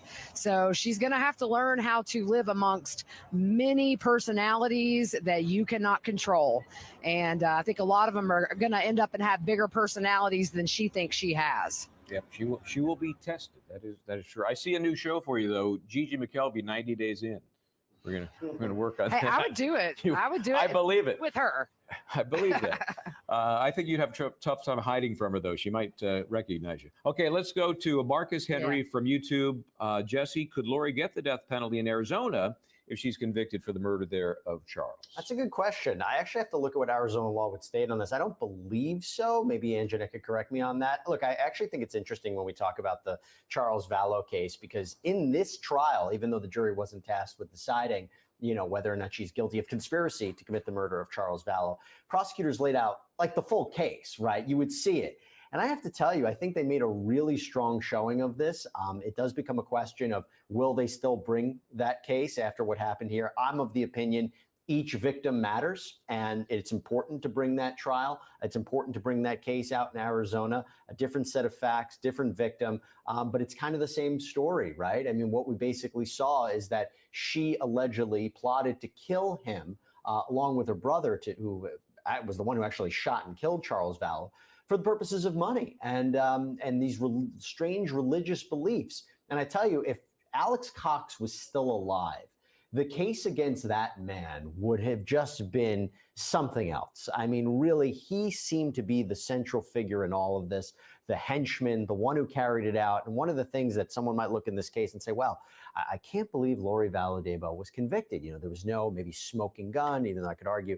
The fact that he told his widow right before he died, I don't want to be their fall guy, not Chad's, their fall guy, really encapsulated Lori in all of this. And so I think it's an interesting question, and we'll see where her future is in Arizona. Yeah. Here's some irony, though. If Alex were still alive, it might have helped Lori Vallow Daybell, because then you got somebody to truly point to. You got a body sitting there at the table. I don't think she would have thrown I don't think she would have thrown him under the bus at all. Nope. Same way, Chad. There's something about this case. I will say it. I still believe it, that Lori told her attorneys, do what you have to do to try to get me acquitted.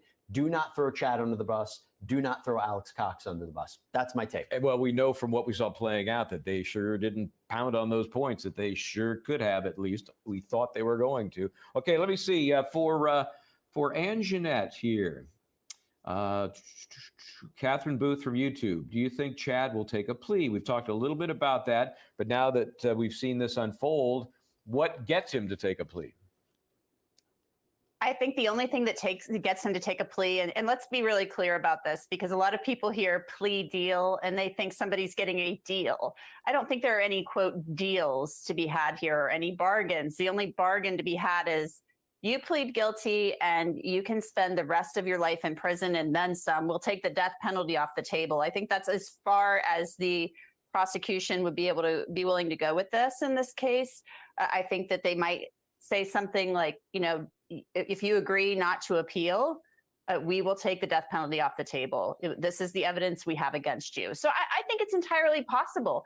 I don't know what Chad Daybell is thinking or what his thinking is at this point in time. He has children, his children with Tammy Daybell, his wife, who he's accused of murdering, Lori Vallow Daybell, accused of conspiring to now murder her. So, you know, he's got a lot to think about. I mean, does he ever want any type of relationship with his children? Can he have a relationship with his children after all of this? I just don't know. I know they had defended him long ago in the past. I do want to say, though, because Jesse had, asked about you guys were talking before about the life in prison for the conspiracy charge. I just Googled that as Jesse was talking about it. If Lori is convicted of conspiracy to commit first-degree murder in Arizona of Charles Vallow, she would be sentenced to a minimum of 25 years in prison with the possibility of parole, not guaranteed parole, but possibility of parole after serving a minimum of 25 years. Okay. So, at this point, probably irrelevant, but good to know that at least the penalty seems to fit the conspiracy level of that crime. Hey, I wanted to ask you this question, Gigi. This is a good one. From the irrational thinker, will Lori have an opportunity to speak out at sentencing, or has she waived that right? I'm not sure how she would have waived that right, but give me your thoughts.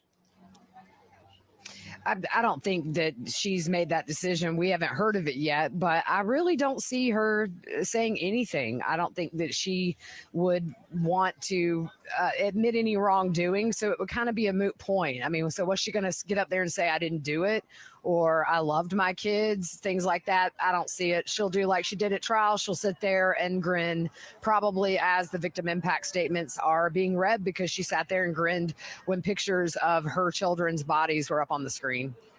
You know, it all gets back to that same philosophy, whether it's delusion or belief that, none of this matters. This is nothing. The end of days are coming, and all of this is just theater. If that's what they truly believe, irrational or not, then you're right. At the sentencing, at the trial, Chad will never take a plea if that's the mindset. Why? Why take a plea? Just go play out the trial and see what happens. It's consistent. If nothing else, it's very consistent. Okay, let's see. Ann Jeanette, Tiffany Twisted. Now that she's found guilty, could the defense argue for Chad that he acted under her spell?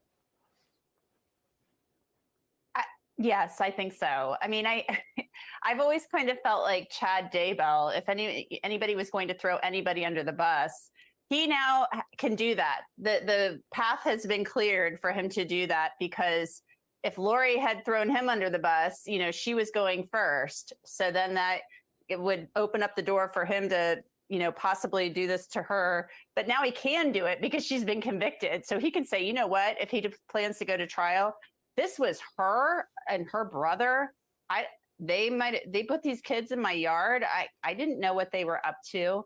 It's going to be hard, though, for him, because there is some consciousness of guilt testimony that we heard in this case with regard to Chad, that he was transferring funds from bank accounts while the police are out there executing a search warrant. He speeds off in his vehicle while they're executing a search warrant on his property. So I think it's going to be very difficult for him. I mean, how do you say, oh, I don't know what was going on, when there are children's bodies in your backyard? We heard this horrific testimony about a pickaxe, Tylee's DNA on it. it sounded like a house of horrors on that property. It's almost like who do you hate more? If you believe Lori Vallow is the most evil, then she convinced Chad to go along with it, and the opposite would be true. So, Jesse, let me ask you this related question, and I didn't send this in. I'm just throwing this right out there. How different would this have been if Chad and Lori were sitting side by side on the defense table, no severance? Oh, I think it would have been really interesting. In for all, one for all, whether or not they go in together. I'm not sure we would have seen a different verdict because the Lori Vallow Daybell story is so tied into the Chad Daybell story. I wouldn't have been surprised if they were both ultimately convicted. I think that this was a case when you're talking about conspiracy, they really plotted together. That's the narrative that was put forward. And whether or not there was a pull back and forth, well, Chad was sexually manipulated by Lori into doing what she wanted. Lori didn't have one convert. Chad was the one who had converts. And I think it doesn't matter at the end of the day. They had these warped beliefs. And at the end of the day, it doesn't really matter why they believed what they believed. It's what they did. And so I think it would have been interesting to see the two different defense attorneys making arguments and that kind of level of cooperation and how their closing arguments wouldn't necessarily maybe have thrown one under the bus of the other.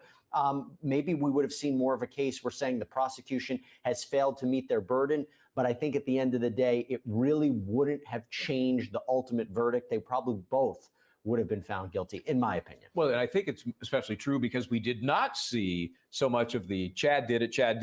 You know, this severance set that up perfectly to say, you know, the other, and yet it wasn't taken advantage of by Lori Vallow Daybell's team. Maybe Chad's team will have seen the light and they will decide that it is a valid argument that it'll maybe help deflect. You don't believe in true love. See, that's well, I'm what just it a is. They're not cynical gonna guy, you turn know. on each other. What can I tell you? I'm not into the dark and light spirits. I got one more question here. Because of the connection with the Woodcock family, I'm gonna ask you, Gigi. This comes from Pam Coggin. Will they allow the kids to remain released now to the Woodcocks, or will they retain, or do they retain them until after Chad's trial? What's the situation there with custody? I don't think we know yet. The hope is that's kind of one of the biggest things that this family wants. Obviously, it's been years now that they have not been able to have a proper burial and bury these kids in a way that they deserve. So that's the next big thing for them, I think, and we'll just keep our fingers crossed. But I do believe that maybe now that she's been found guilty on all counts, there may be some movement in that area. Yeah, I guess conceivably, pending Chad's trial, they may still want to retain that as some sort of evidence, but hopefully rest is coming soon for those youngsters. Hey, I figure I've been here long enough. I'm going to get the heck out of here. Thank you guys so much. Great job. I appreciate it. Quite the afternoon. I'm going to skip out, come back with Jesse and the gang. Have yourself a great day, and good to have you along on the Law and Crime Network. See you next time.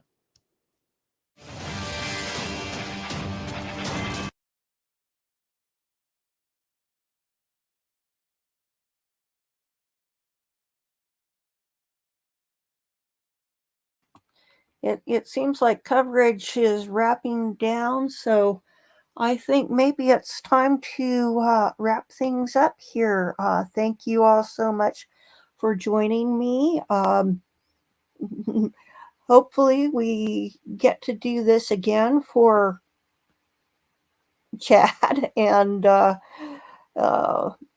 we'll see what happens in future. So I bid everybody a good afternoon, and it's been a great day already. So two murderous mothers to prison in 1 week. Can we make it a third set of parents next week with the Wests? Let's fingers crossed. So we'll see you later. Bye-bye.